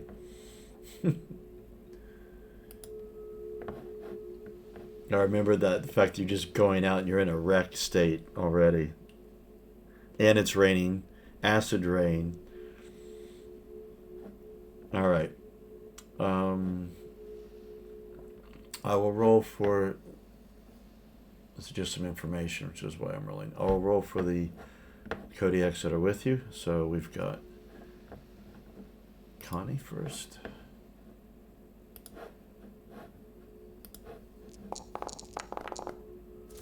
No success. God, or any of you. Zissou picks up his pink ears. He's only got 2. Oh, he's got 1 success. didn't have skill in it. And crystal.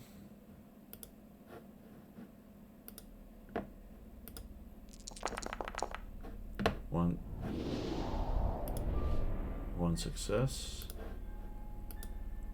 Annika.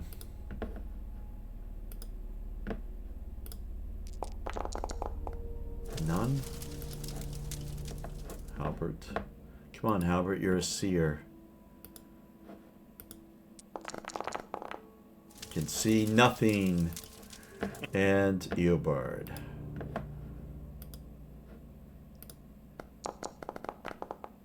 One success. Okay. God, I wish I wouldn't say Game Master on all of them and actually say the character who it is. That is one flaw in the code on this. It's irrelevant though, as to who. Eobard is one anyway, I know that. But what they have said, oh, no nature, whoever, oh, that was Zisu, yes.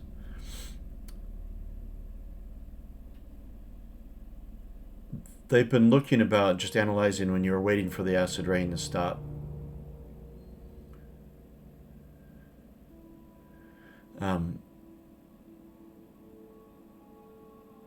Orson, the rot level here is pretty weak, but there is some relatively safe in it. Okay, well, let's go for it. In game terms, you guys gain 1 rot point per day, but the day hasn't finished yet, so don't worry about it doing it now, because we have to make some rolls when it happens. Okay. Anyway, Orson had pushed the idea of, do you climb the stairs or do you use the harpoon? It has 50 meters of cable. How tall is this this silo? This silo's probably about, let's see, it's probably about, you're guessing, probably about, everything's in yards in this game. I don't know why I did the, I'm so used to meters over here in England. Because this game's unit of measurement is yards, I believe, if I remember right. I'll stay with meters anyway. That's the length of your cable. Yards, meters is close enough. They are close. They're 3 1/3 inches. Meters 3 1/3 inches bigger than a yard. So, anyway, you would guess it's probably about around 25 meters tall.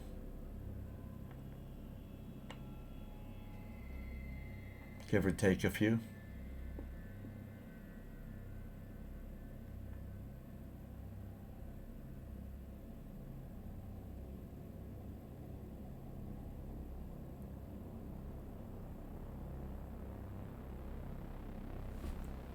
So with a 50-meter cable on your harpoon, that would be fairly steep.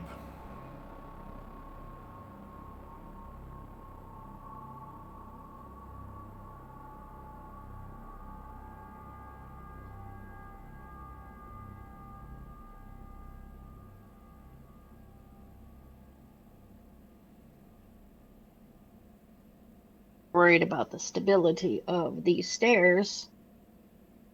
I wouldn't mind going first and testing it out.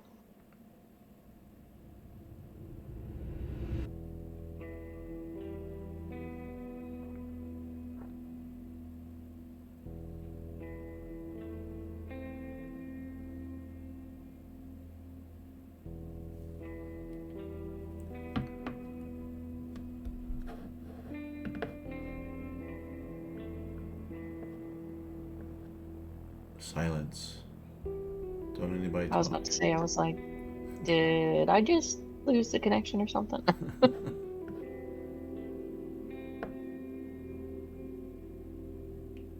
I'm looking around at everybody like, y'all want me to test this out?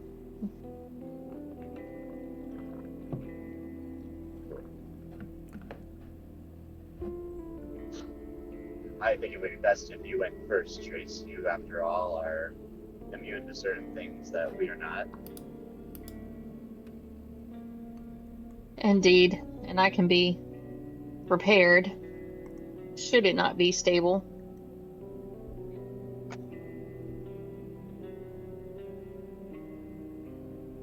All right, that sounds good.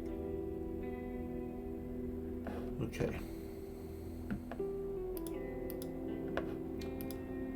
Then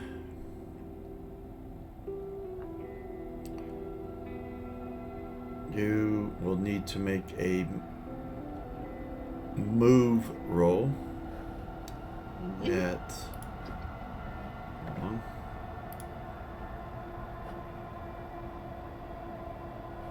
at a -1. Okay. The Now green dice, right? Yeah, The skill. the green dice is where you do your bonuses or penalties. Negative in this case. There you go. You got one. One's all I need. It is. You get to the top. Were you doing the stairs or were you doing the cable? Stairs to see if Okay. they were stable enough. All right, yes. Now, I figured that was what the debate was between the stairs and the cable, Of if it course. was stable enough. So, sorry, you didn't need the -1 then. For some reason, I don't know why. You did say stairs. You can roll another base die, not a base die, but another green die if you wish, just in case. Not that it's going to make too big of a difference, but Yeah. you do get some See if stuns. I got any stunt. Wow. I do. I'm not sure there's anything that applies here. Helps another NPC, or PC or NPC. Yeah. No, nothing that really Yeah. applies for this one. Anyway, you get to the stairs. Seem okay actually, surprisingly. They are covered in rust, but it's not rust that's penetrated through all of it. Stairs were quite thick, and And for a robot, I'd imagine I'm pretty heavy. yeah. And you get up there, and it's much more windy. And even though it's a bit hazy, as it always is, you can see at least a mile in every direction. But the top of this tank has got, there's a large circular sort of hatch. And it doesn't look to be locked. It looks, I mean, it has a fastening mechanism, but that looks to be not so intact. So it's kind of just like a metal hatch just sitting there.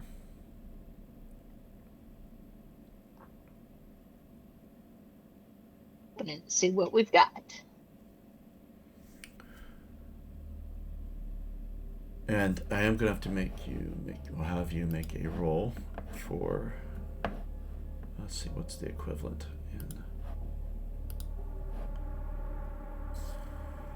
oh, it's the same, force. Okay. With, 1 second.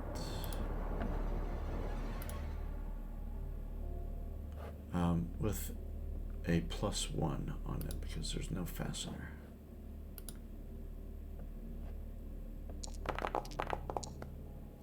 Oh, damn. Did you do your +1? Yeah. Oh, wait, you know what? You Let me didn't. see. You 'Cause my skill was 1. I should have put 2 there. there's, I just put +1. Dumbass. oh, yeah, you just changed it to a 2. The +1 doesn't do anything. Okay. It's not alien. So another skill. Yeah, Yeah. just a 1 green die.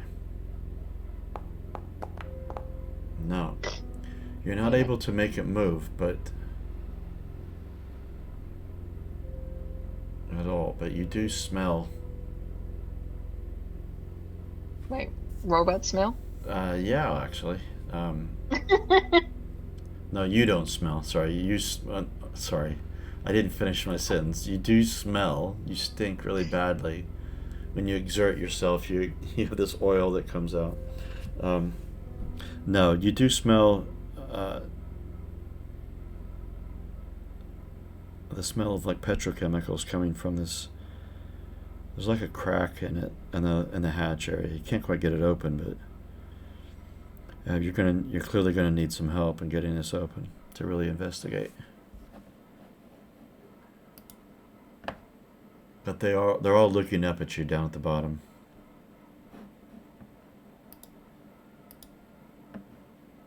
So instead of trying to yell down that distance, I imagine they wouldn't hear me very well. I'm gonna go back down and tell them that the stairs are stable. There was no give under my weight, and there is also a hatch at the top of this where I got a sense of petrochemical coming from inside. However, I'm going to need help opening the hatch. I wasn't able to open it on my own.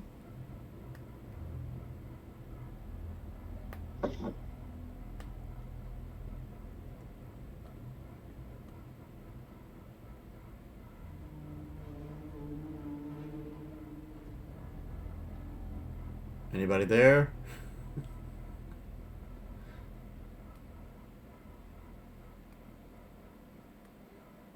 I think we've lost everyone. Unicorn, if you're talking, you're muted. Oh, and you're off. Did lose him. Or he rage quit again. At least he was able to get back on quickly. It appears, anyway. Can you hear me? I can, yeah. And Luck, if you're talking, we're not hearing you. I'm here. Oh. My mute thing was all messed up apparently. I may have nodded off for a second. Thought you'd been awful quiet for a while. Yeah, I was just sitting here.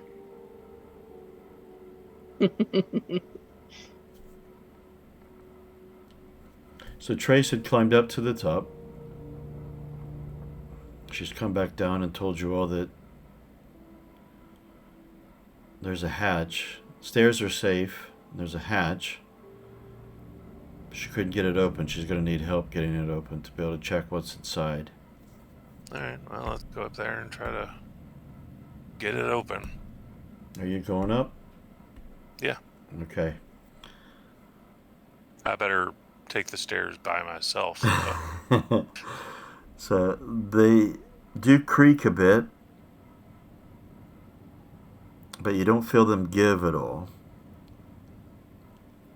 Are you going back up with them too, Trace? Yes. All right. Lend assistance with opening the hatch. All right. So I've got the force skill here. yeah, so do that with a +2 because Trace is helping you.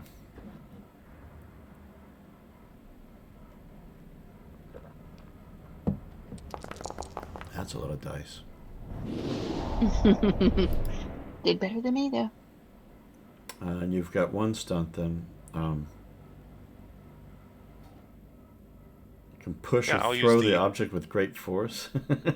I reveal a hidden passage or object. Okay. You find that inside, not too far below the top, maybe a couple of meters down, it's full of a sticky black liquid. And Trace, you quickly identify it as oil. Crude oil. What? And you're not sure of the process because that isn't in your programming.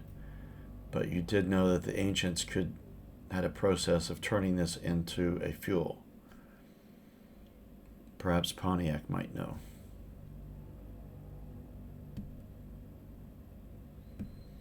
However, That on report. you don't see anything in the way of a pump. You're not quite sure how you would get it out of here. Now, how big is this? Is this thing? I'm just even find a picture of the things that I'm thinking of. I was thinking it was a water tower. No, it's Let's see if I can find a picture too, because that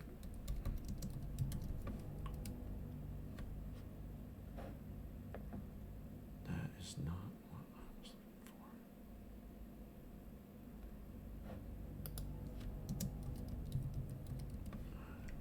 I think I found one here. Like one of these things? Yes, exactly like that. Okay. Yeah, at first, because we were looking for water, I thought water tower, but No, that's exactly it.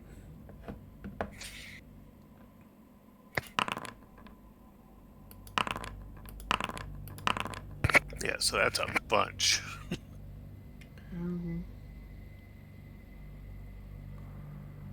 So of course I relayed that information to everybody. That No, it we'll is just have- crude oil. I'm not sure the process of converting it to fuel, or how we would get it out. But perhaps Pontiac. So is it like booze or something? No, it's thick and black, and it has to be processed to turn into fuel. You don't want to drink this.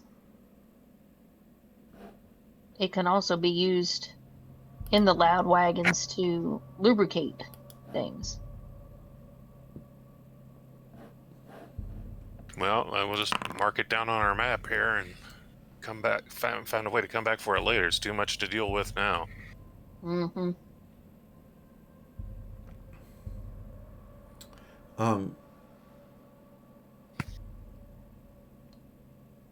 Can you all roll? Let's see.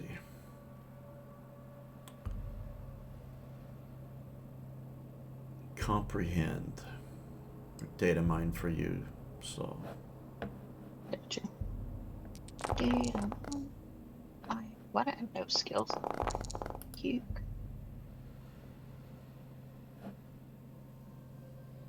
I'll roll for Vinny.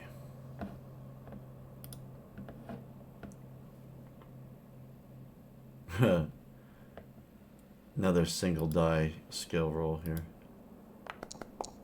And another hazard. Twice in a row now. At least it doesn't hurt you without pushing. The dice always. All right. Vinny is not in his.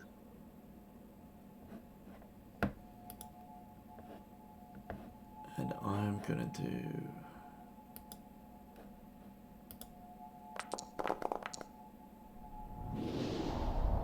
I'm only letting Connie make a roll because the rest of the Kodiaks haven't really been out in the zone very much. And she got one success. Boss, this is right on our doorstep. If the Hell Riders get word that this exists here, we'll be in great danger.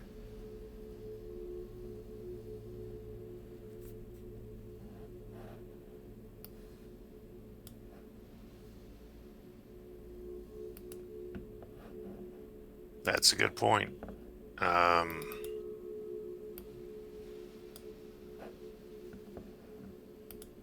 Like I say, it's too big of a thing to deal with right now. I mean, this is huge. We'll have to figure out what to do with it, and once we get back to the runway. Right now, we've still got a rescue mission to go on. I mean, it's not like we can cover it up and hide it.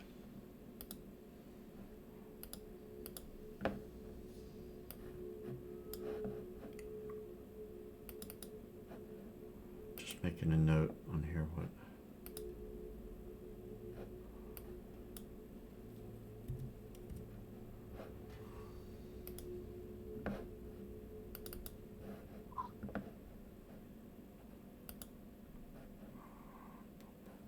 Where's that at? Oh, here we go.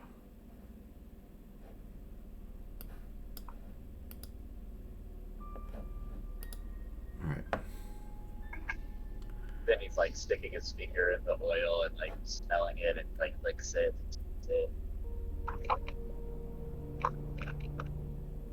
You don't really like the taste of it. He really likes the smell though.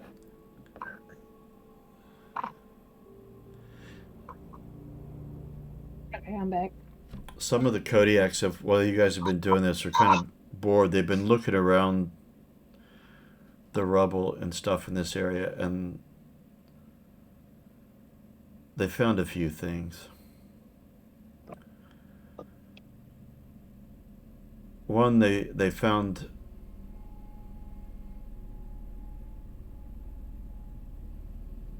it's like a tiny, it looks like some sort of a large loud wagon that has other loud wagons that attach to it. It's like really miniature.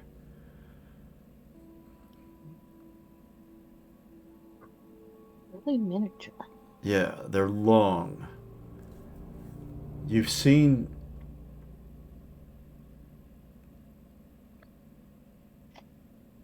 you've seen larger versions of these that it's a larger sort of car that runs on parallel iron rails.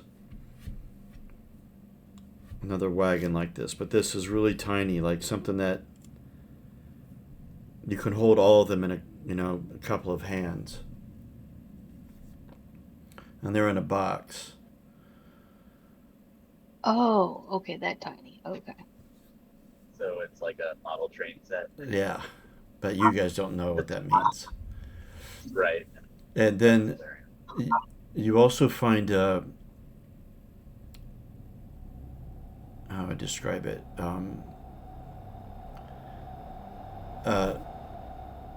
It's like I guess a case, really. You've seen things like this before. It's kind of rectangular. It's about as big as a couple of large books, at least. And there's a couple of latches on the front of it. And you press a button and they both seem to work. And it's got a lid that opens up. And inside is the remains of what was paper.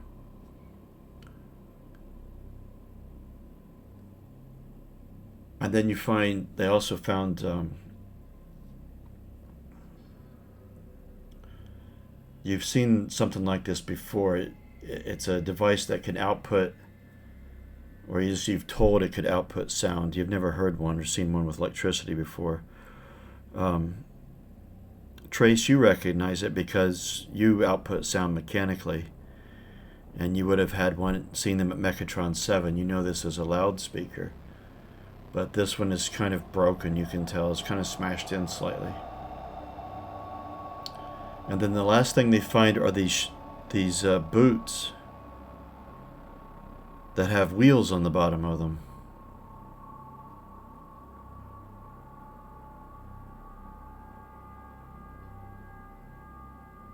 And after it's been dislodged a bit, the wheels seem to move. They're not really stuck from being, rusted up or sludge or anything like that.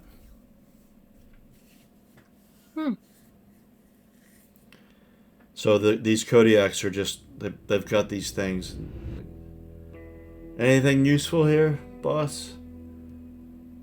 Trace? Vinny? Well, I think these boots would look fantastic on you, Orson. And they would allow you to get around faster.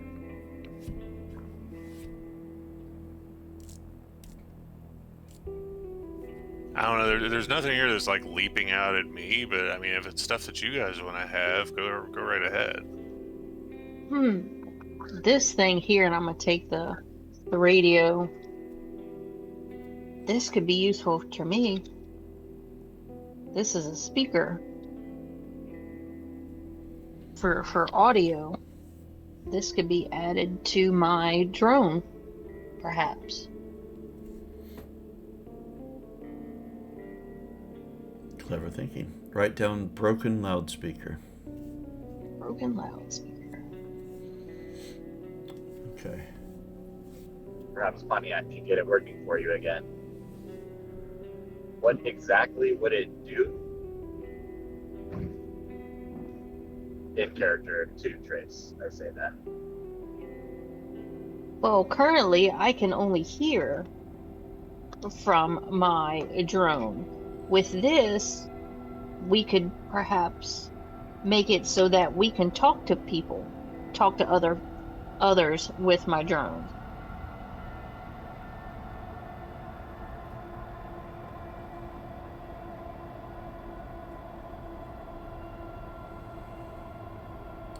Connie says, I'm gonna just put that info. Boss, if I climb up to the top of this, I might be able to get advance notice of what's ahead of us, or all around us, actually, for that matter. If you think we can afford the time. Yeah, definitely. That's worth doing. Also, for your sakes, this isn't her, this is me, GM. It's 4 hours. Well, sorry, you can get across the zone in half the time in a vehicle, but you had 3 hours to wait with rain, so 5 hours will have gone by the time you leave this zone. And you left mid-morning. So it's getting on to about 4 p.m. To go on to the next zone, it will be dark by the time you get through the end of it. So whether you want to camp now or you want to camp there, that's something to be made. But anyway, she'll climb to the top. She's already started as soon as you said that, because she's 14 and eager. So she climbs up. And she is, you see her looking in all directions. And first she looks in the direction that, let me make this a public roll.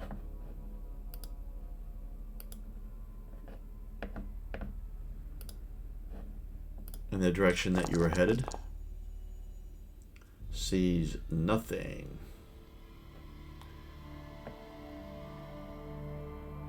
Then she looks north.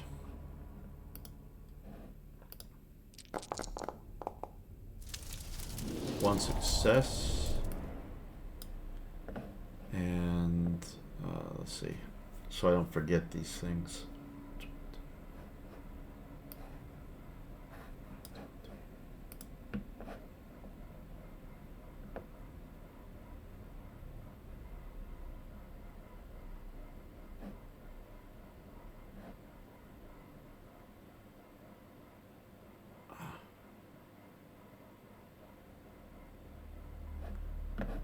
She says,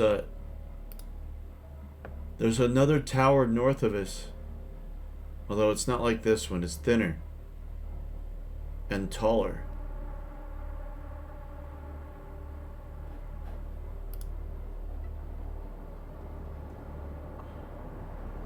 I can't see anything else though there. Well, is it a container like this? Or?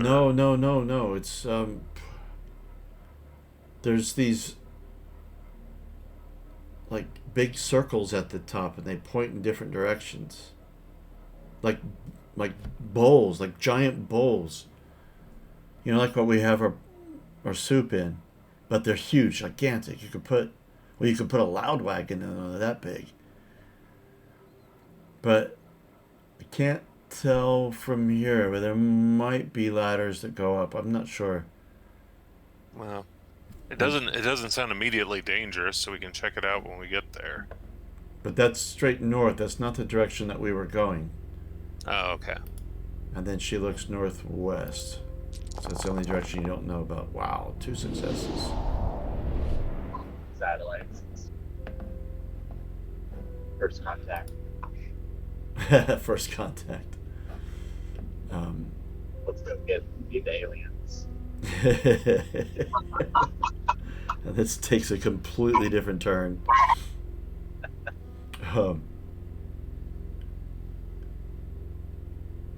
Then she's looking northwest.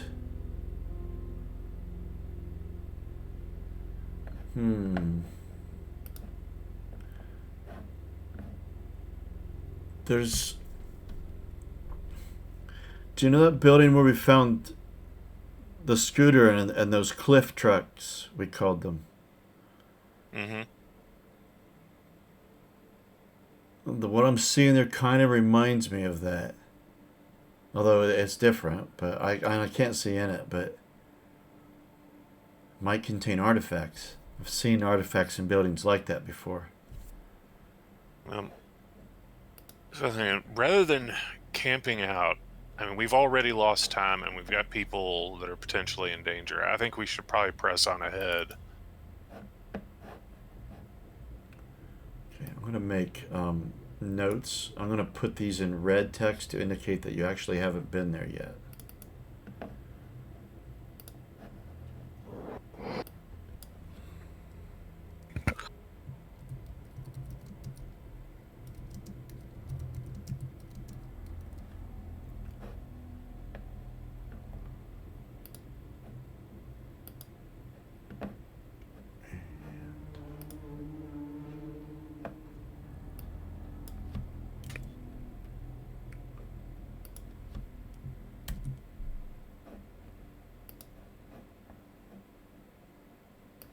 Kind of want to do mutants versus xenomorphs now. Is that it? Is that the next thing? It's kind of hard to read it, but I can read it if you zoom in anyway. And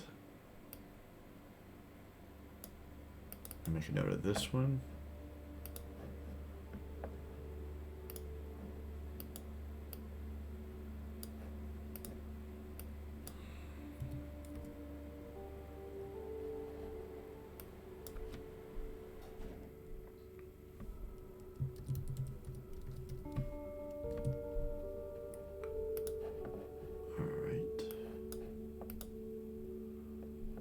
Cool. Well, those are marked.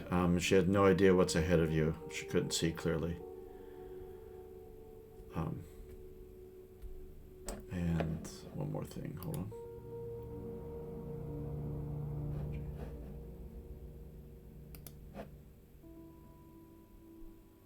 No. Yeah, okay, that's the area she couldn't see into. Okay. With that, we are at... Oh, God. I was wondering, see if we want to take a little break right now. We should have taken one some time ago, but we were just on the roll of things. Yeah, we can do that. Okay. I won't need too long myself, but...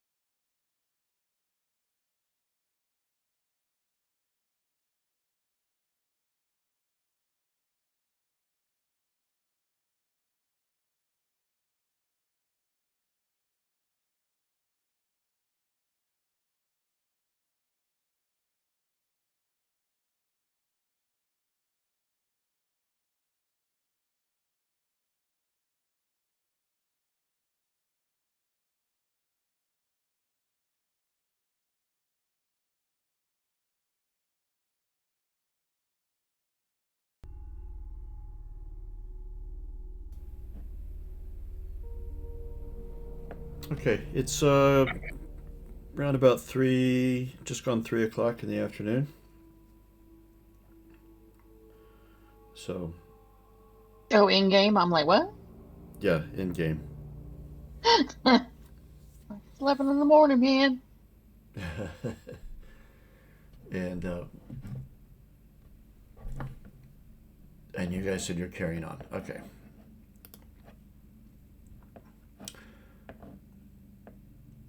Now the rules state that a stalker can scan zones in the distance, as she just did, and regardless of what she rolled, she cannot roll. She can, CAN, roll again when she actually gets to the zone.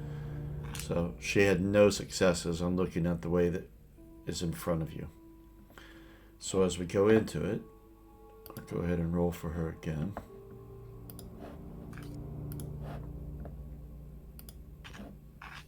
She got quite a bit of dice for it, but she just didn't look. Oh man, what a ripoff! In my view, in my view, the dice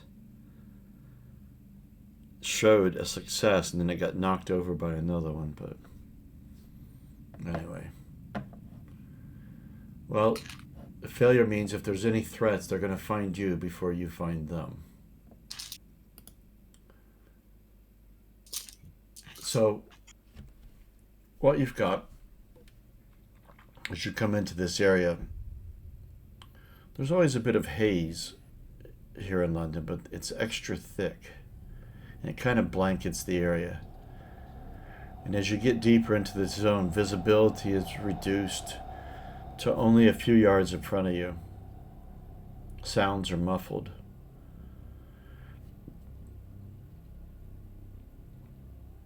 I assume you probably slow your speed down. Well, you can't go fast anyway because you're kind of scanning the area, but if you can only see a few yards ahead of you, then you're going to have difficulty.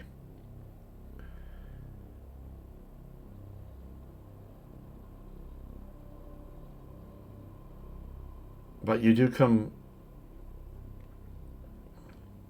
start to notice these, I'm on the wrong page, sorry, hold on.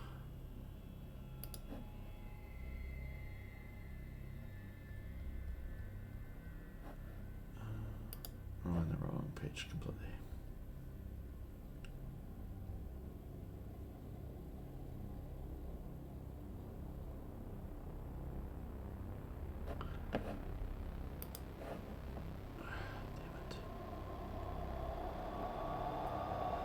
Too many dice rolls have happened since then. There we go.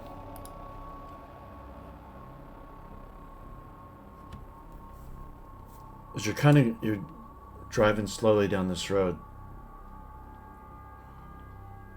I mean, you know you're getting close to your destination, and you see the remains of buildings and stuff that come up on either side of you down the path. And you don't necessarily go on a straight path anyway, because you're navigating around debris, and sometimes you have to, not necessarily go straight. You're going around things, but you're seeing in the fog this pale green shimmering light, and it moves among the ruins, and kind of sometimes it goes behind some ruins, or what you assume is some ruins, because it's really kind of foggy. And it comes back out again.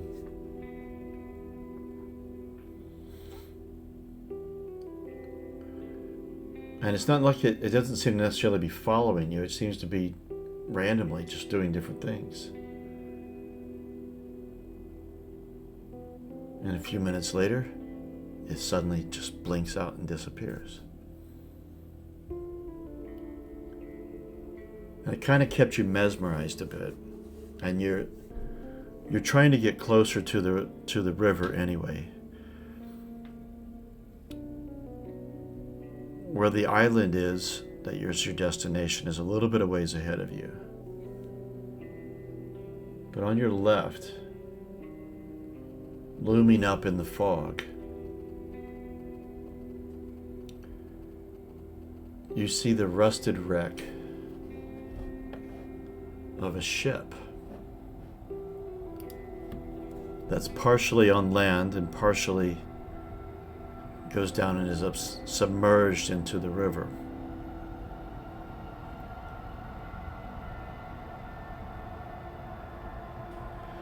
And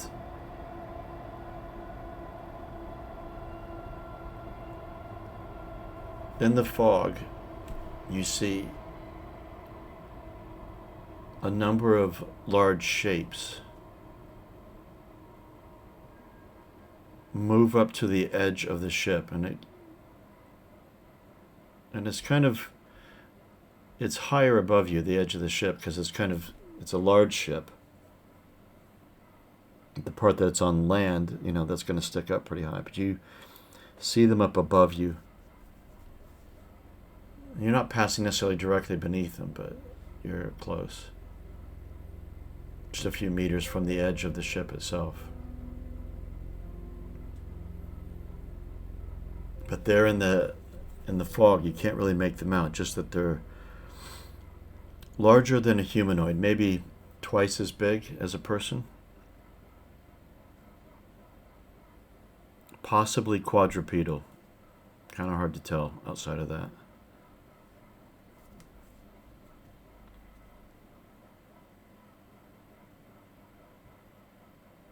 And they just stand there as you guys roll by.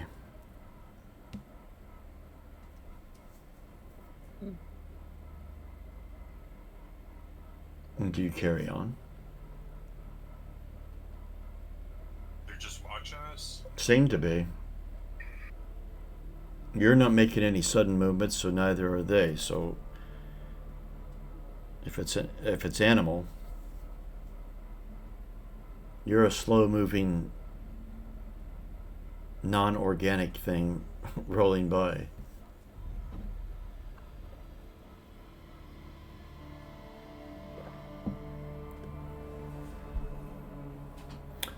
And They need to stir up any trouble unless we have to.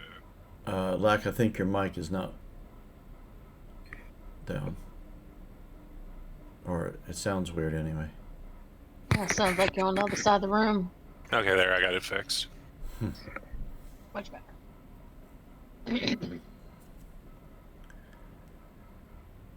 Yeah, I'm kind of with the let's not stir anything up if we don't have to. Yeah, I mean, we need to keep our eyes out after this to make sure that wasn't like some sort of scouts for a future ambush, but like I said, there's no sense making trouble that we don't need right now. This isn't our mission. Okay. As you roll by, you hear a sound coming from them. I'm not even going to try to imitate it with my mouth, but I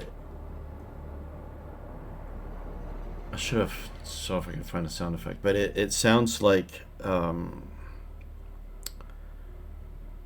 sound of the creature that Ewan McGregor was riding in the second or the fifth Star Wars film. So what, Attack of the Clones, or what was the middle one? Oh, that weird lizard thing that he rode around on? Yeah. You hear that sound, and if you guys make a know the zone roll.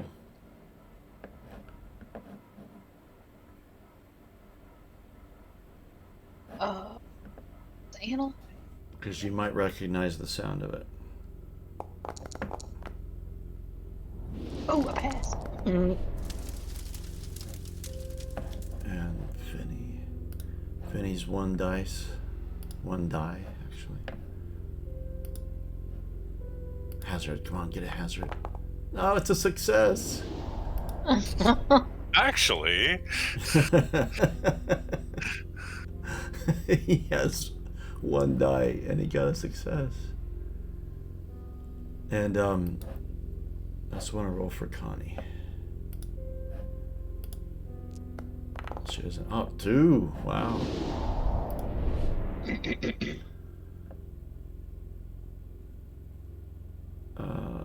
Okay. Um, you. So, Trace and Vinny and Connie, you, judging by the size of the shadows, the silhouettes, and the sound, these are what you know to be called bitter beasts, which are really large lizards, but have been known. They're actually quite intelligent, not like Orson type of animal intelligence, but you know them just. You've never had one, but you know them to be able to be trained to be a mount. Hmm. But Okay. but they got a vicious bite and they spit acid. So best to be cautious about them. And the act of training them. I think you have a new member of the Kodiaks.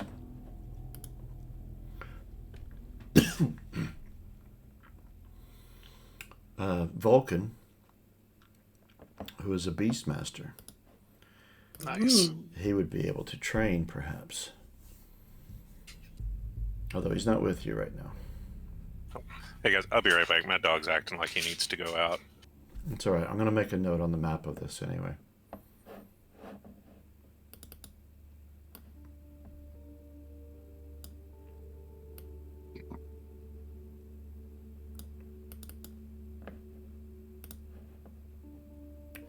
Let's just make all these notes.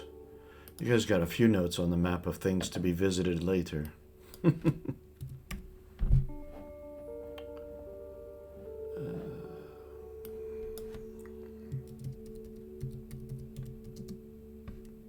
is not how you spell shipwreck.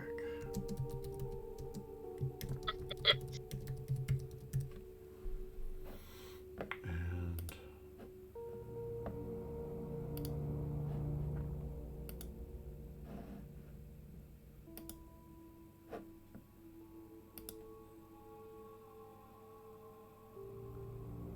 okay.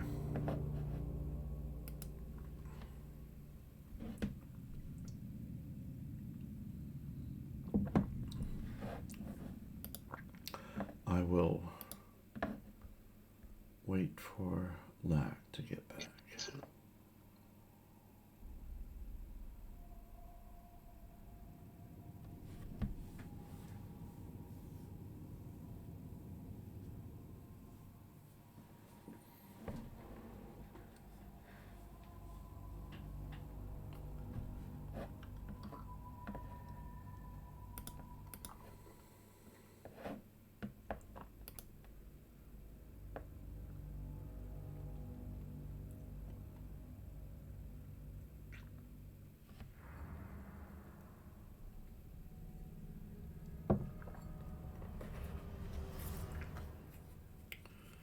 Dum-da-do.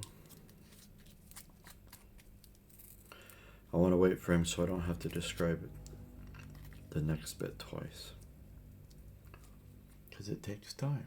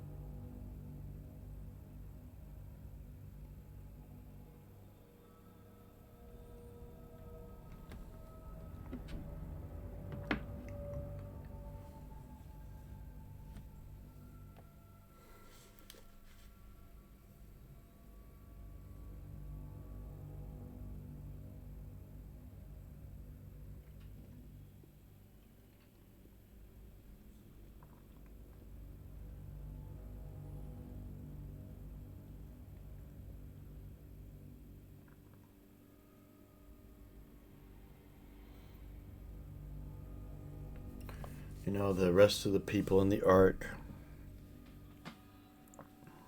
I'll have to look to see if someone's made a character generator. Because it'd be really nice to have name, mutation, gang affiliation, and maybe like a job role, if any, for everyone in the arc. It wouldn't be too hard to put together something in Excel.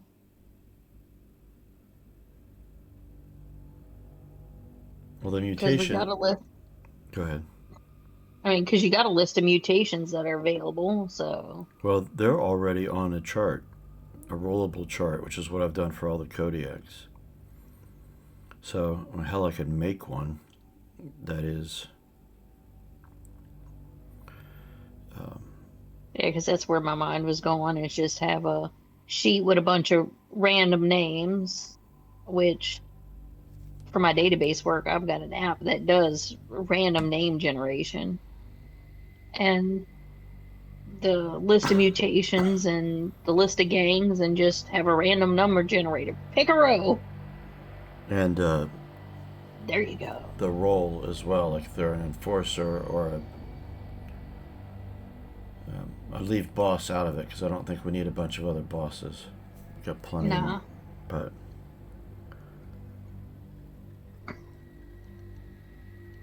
I mean, some we'd know, like the team of chroniclers. They're all chroniclers, but and like Marlot's people, they're all enforcers.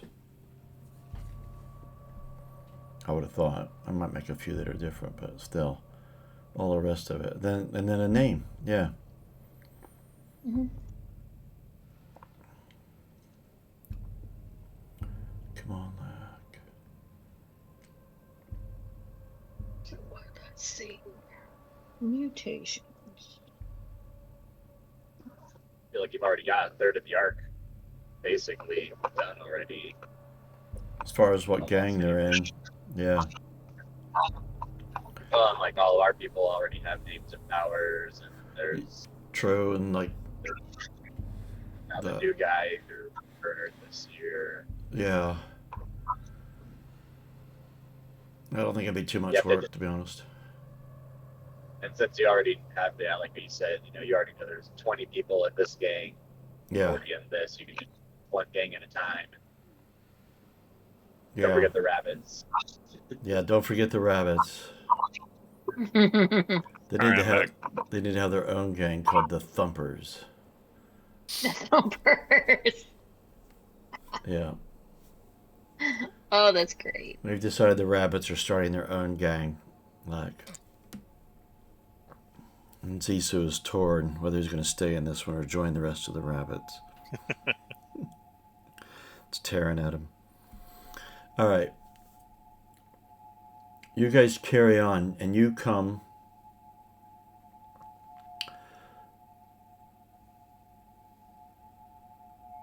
to the edge, looking out upon the river, where the island is meant to be. And the fog sort of lifts here,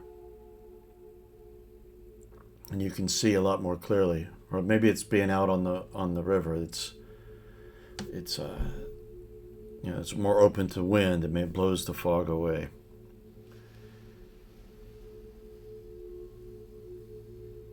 And you do indeed see an island. I've got a picture actually to show you. One moment.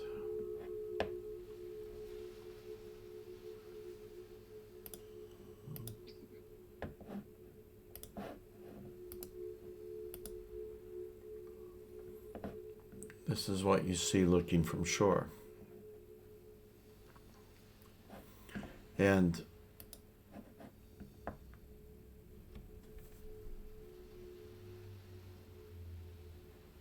you see these huge tanks. And the ones on the right there are kind of similar to the oil tank that you just came across, but they are different. Thick rusty pipes rise out of the wasteland. tower in the center is made of concrete. You can tell pieces of it are missing, but it's still mostly intact.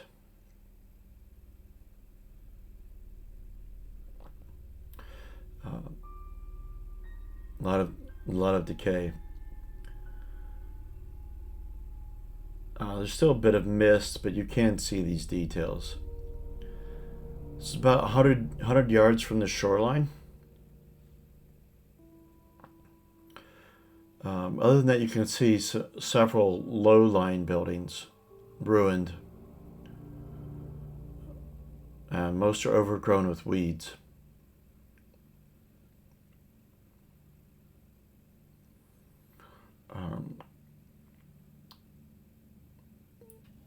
The water here is very dark. And it's kind of murky. It's just full of algae.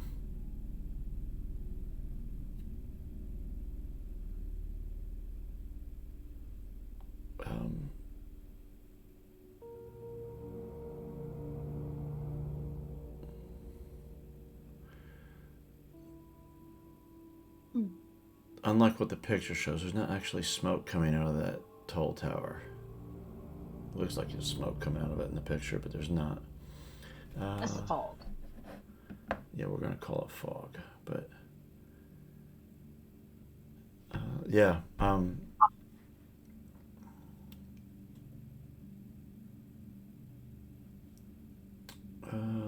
Yes.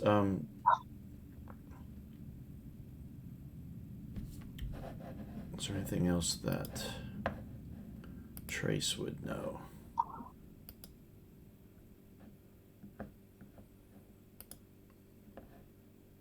Then he's getting very nervous as the sun gets lower in the sky. It already wasn't that sunny to begin with. You're right. Where do we sleep out here?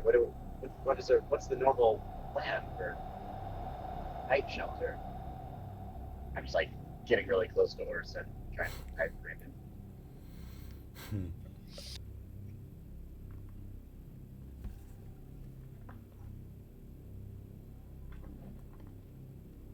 Just calm down, Vinny. We'll figure it all out.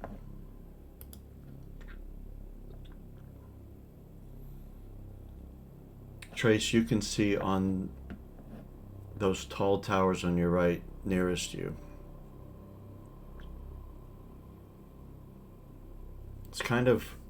These? Yeah, that's right.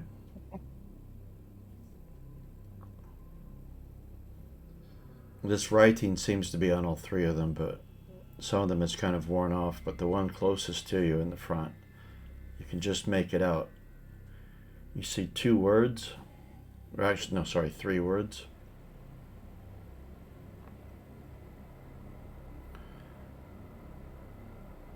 Written, you can tell it's been there from a very long time ago. Decades, centuries perhaps. But the words, "The pure plant."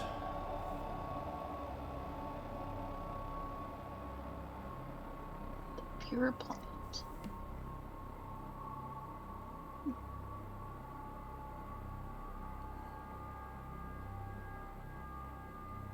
Do we see any kind of activity out there? No, Any lights or anything? not at all. And it's let's see, it's just gone 5 o'clock.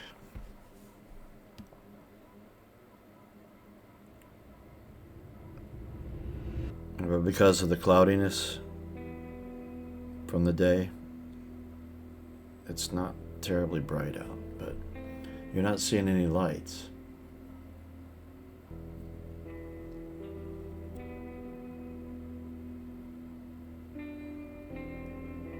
So this is across the water to get there, right? Exactly. It's about 100 yards across the water.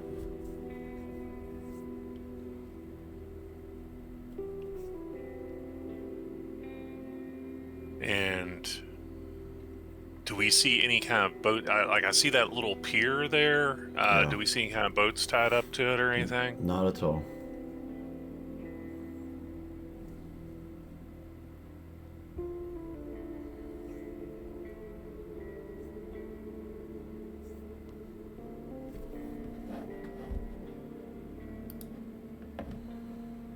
Now, going back to last session, I'm trying to remember what made, we know that they were coming out to go look for a water source. Were they specifically coming to this island to go look for it? Is that why we were coming here looking for them? Yes.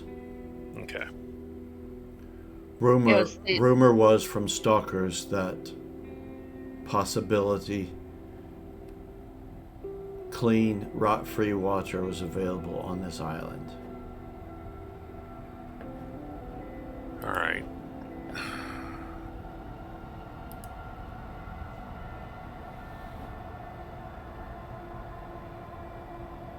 Trace, Well, are you able, Go ahead.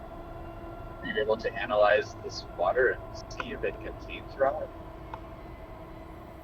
You guys can make a know the zone roll.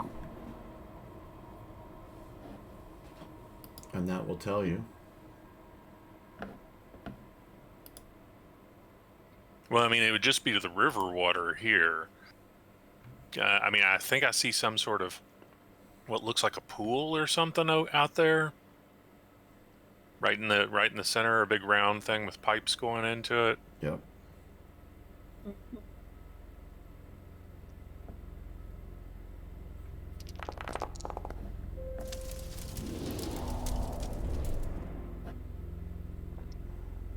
Trace, you know at least the immediate area around you is rot free.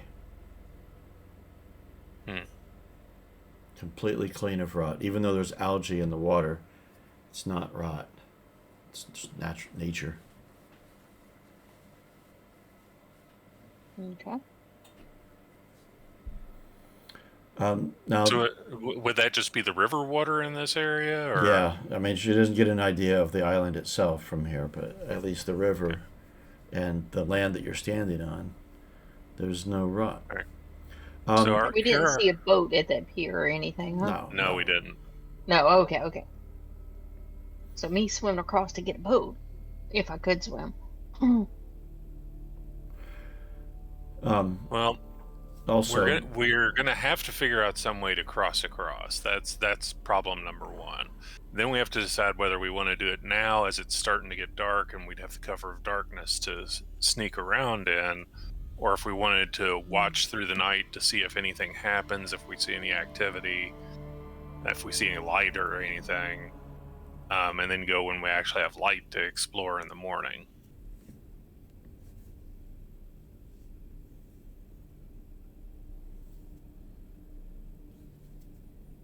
What's your all's opinion on that?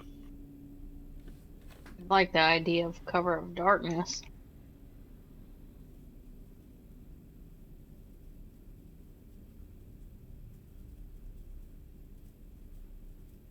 Vinny, what do you think?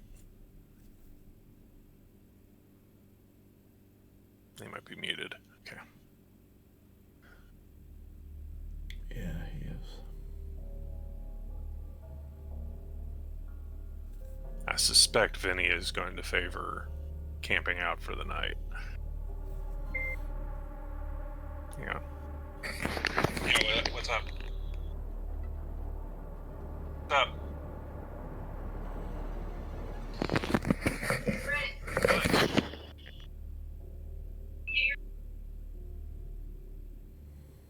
I'll come get it in a minute.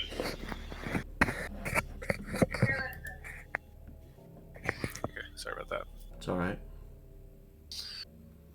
Yeah, Unicorn is maybe in a spot where he can't talk right now. Right. Okay, well, so next thing, I mean, it's 100 yards across the river. We could swim it. How strong is the current here? Can we tell? It's surprisingly really, really tame.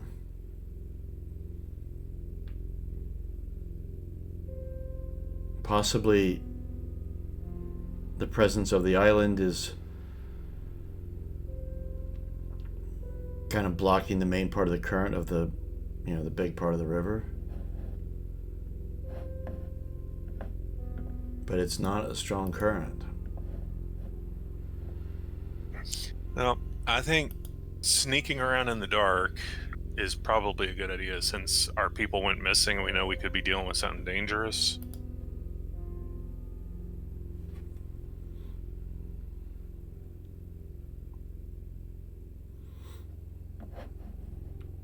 All right.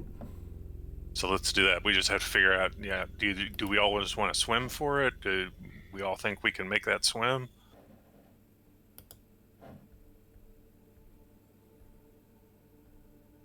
Well, Yeah.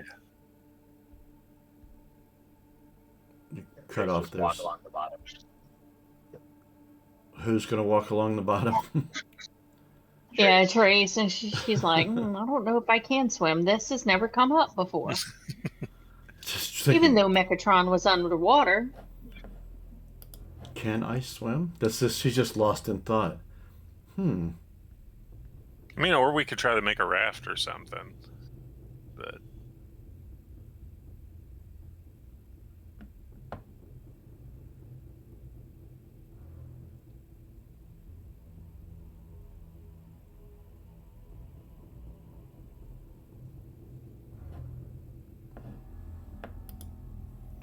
Say we just swim for it. all right, let's do it.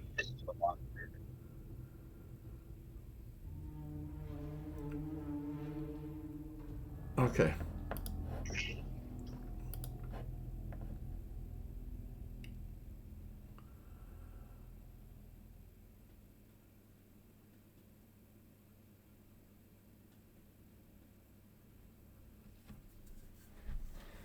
The part that you didn't expect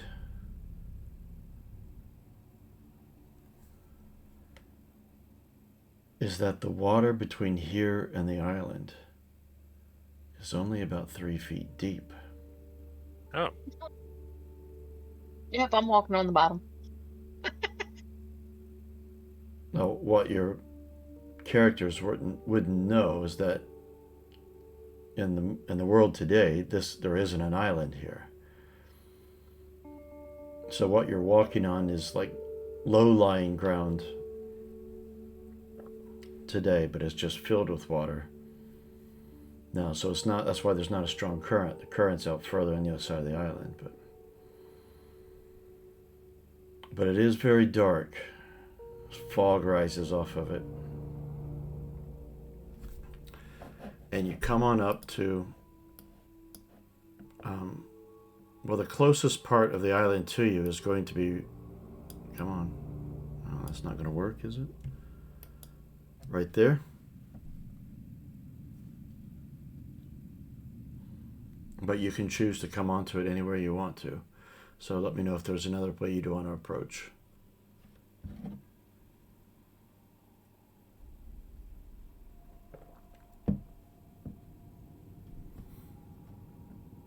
Anywhere? okay. That looks like that gives us pretty good cover coming up right there. We have those big towers to block our approach. Yeah, that's where my mind's going to. And come up like right here then? Mm-hmm. Okay. Yeah. All right. So, Andy, just a quick thing. I do have a hard out at 1 o'clock today. I didn't know whether you want to press right on up till 1 or if you wanted to take a break early or, what. Well, it is, it's only 27 minutes Yep, from now. I didn't know if you wanted to start getting into things now or if you wanted to save that for next session or what. I got it. I got what we'll do. I'll narrate just a little bit, and then we have to do rot levels and experience points, and then that'll take us up to 1 o'clock. Okay. And how many people die? And how many people die back in the Ark? Ooh, we know what... Well, with murder going on at the Ark, who knows? But you guys won't necessarily know it. I don't know. Let's see. Anyway.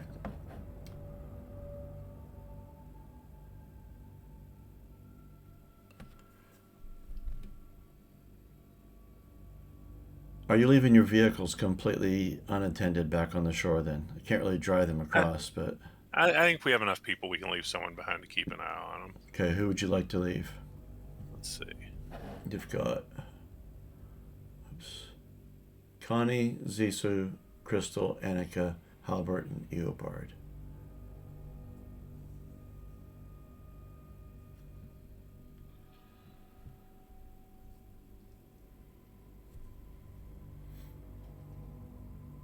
Let's leave Halbert back here.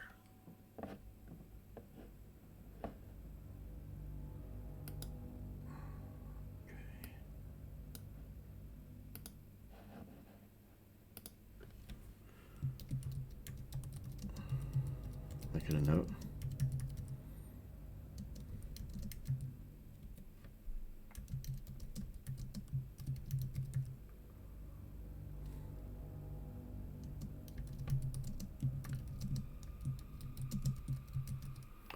Okay. And so the rest of you wade across the water.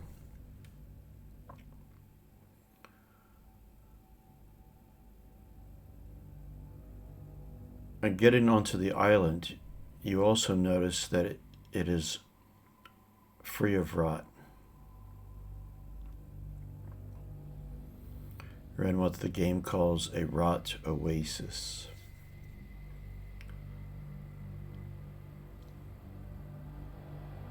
And you make your way up to these towers to get better cover.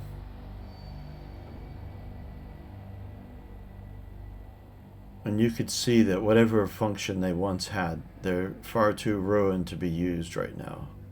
There's holes, cracks. There's a bit of like mossy sort of mold growing on them. Lots of weeds. It's kind of slow going and you're walking here, but... And I'm imagining, and you tell me differently, I'm imagining you're coming up around this outside area, around this one, to kind of get into things. And what is not shown on the map, or on the drawing, sorry, this building in the back,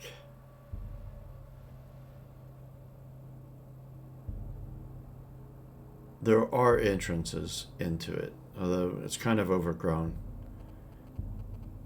You can see that there's probably, man, my circle can't get any smaller, but the side that's closest to you, you can see maybe the tops of what is a door, but it's quite overgrown. Doesn't look like anyone has used that. But on the right hand side to you, again, if my circle could go smaller, I'd make it so, but it's on the side that has these, but right in front of those pipes, there's another door that looks like it's a little bit more clear.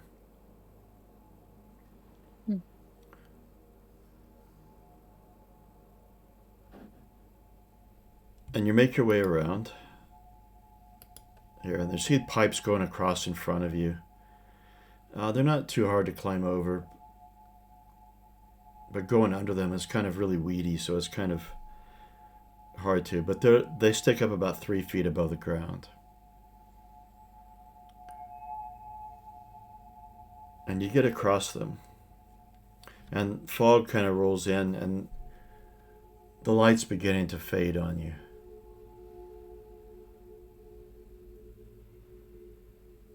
And you start to hear these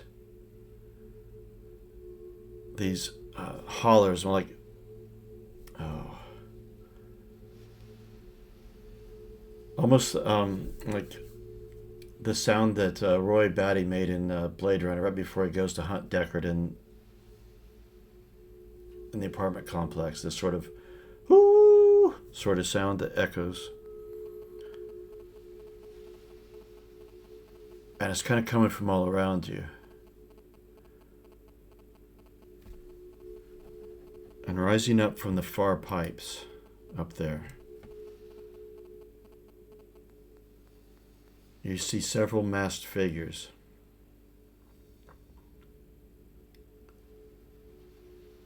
That fit the description of what you call a zone ghoul. Now, zone ghouls from your... I'm sure I gave you the rumors about them. Oh yes, no, it's not there. Oh, here it is. You know them, at least what is told about them, that they're very mysterious and sneaky. They steal resources, they kidnap children, and they work in small stealth squads.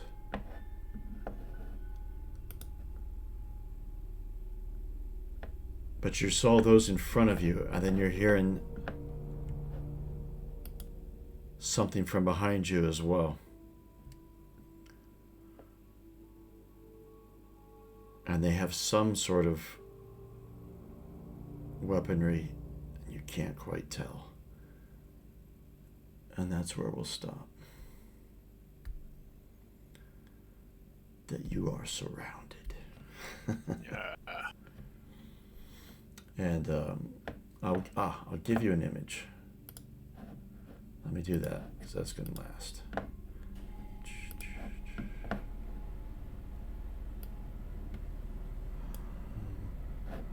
Come on.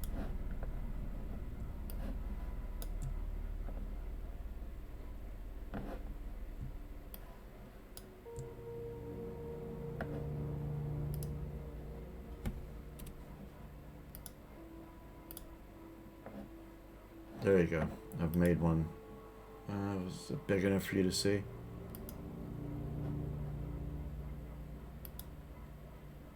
That doesn't show you anything.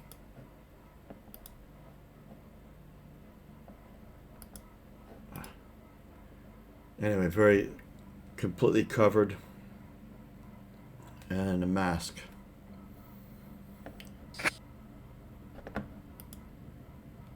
All right, we'll stop there.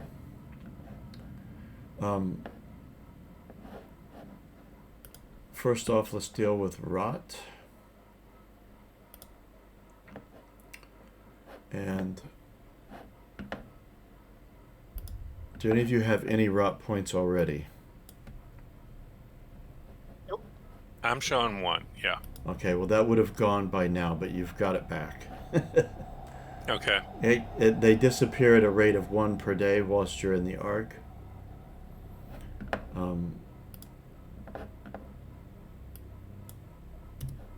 And one moment, just getting it on the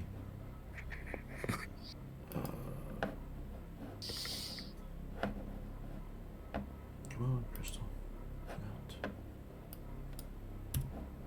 Oh no, the Kodiaks, sir.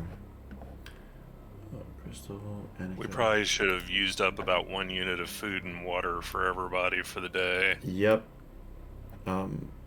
Did I give you guys permission to edit that? I'll do it myself. It doesn't matter. I just wondered if I did. Halbert's got 1 rot. And Eobard. 1 rot. Okay, so what you do next to the rot on your character sheet, let me get Vinny. I don't know why I like to say it that way. Vinny. Play mostly what I know what he does with his mouth. There's a hazard symbol next to where you record rot. Of course, this doesn't affect Trace at all, but click that and it rolls a die. And if it's damn it, what's the rule? You can take a point of damage of strength if it gets.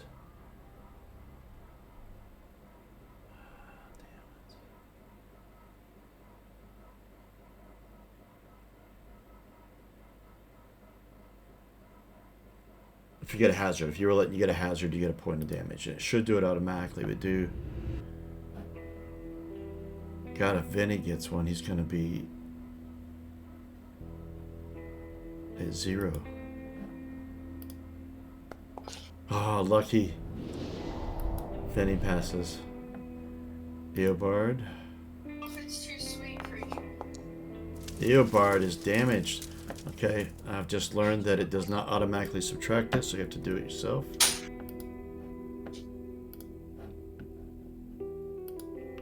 Hubbard. He is fine. Annika. Fine. Crystal. Fine. Sisu. Fine. And Connie. Fine. So it's just Orson that needs to roll.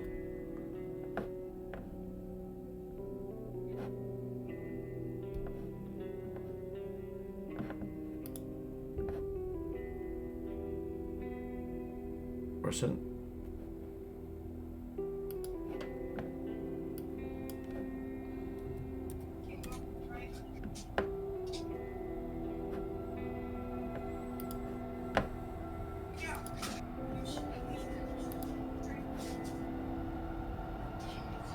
Black, are you there?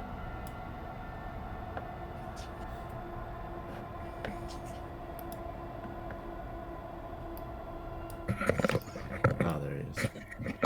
All right, I'm back. Sorry about that. I had a little emergency.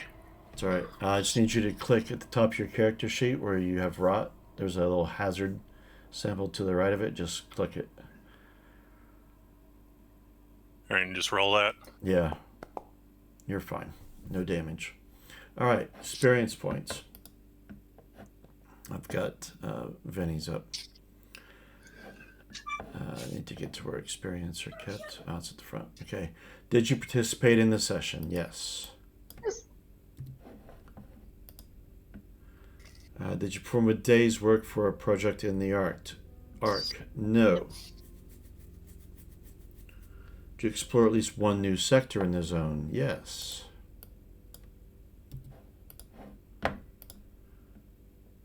Did you sacrifice or risk something for your PC buddy?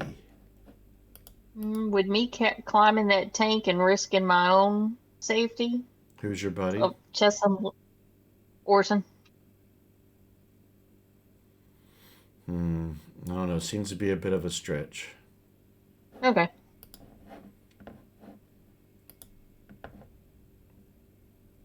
It'd be more like he's dangling from it. It's collapsed and you climbed up the side of it. That would count. Did you sacrifice or risk something for the NPC you want to keep safe? For Vinny, that's Pontiac, so that doesn't apply. Did you sacrifice or risk something to mess with the NPC you hate? No, I don't think so. And did you sacrifice or risk something to reach your big dream?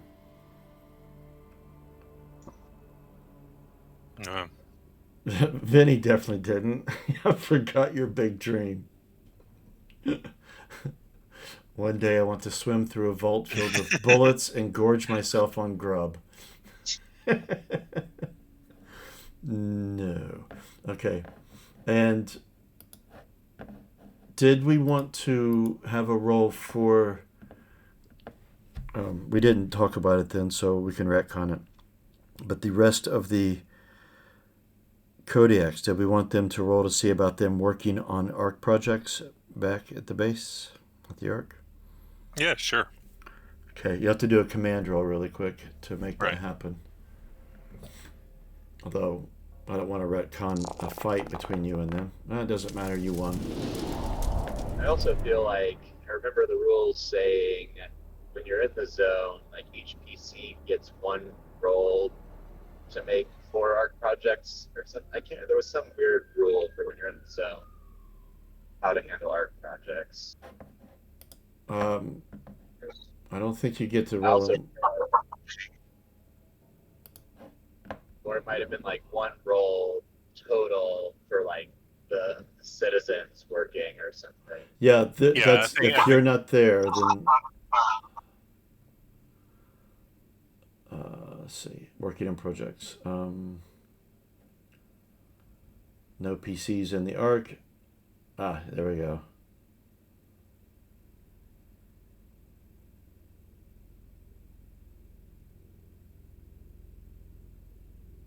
Oh, here we go. The GM. says the GM can also decrease the number of remaining work points for one project by the number of PCs in the group. No dice are rolled. I can only do that if no PC is present in the arc at the start of the session. Well, you were in the arc at the start of the section. I'll tell you what. So yeah, like so next up, we basically get 1 point. We get 3 points off something, and that's it. Technically, there is a PC back at the arc, although he's been out for the 3 weeks, so I won't count that one necessarily. I'll tell you what I'll do. Let's just do it that there's 2 points left to building the bridge, and we'll say that that's done. Okay. Okay. And I'll make that note right now.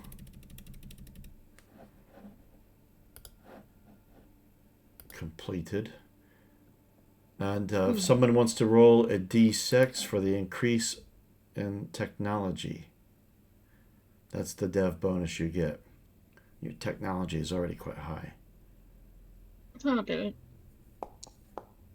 2 points. Brings us up to 35. And then someone wants to roll a d6 minus 1 to see how many people die. Guess I'll do it again. Okay. 3 people die.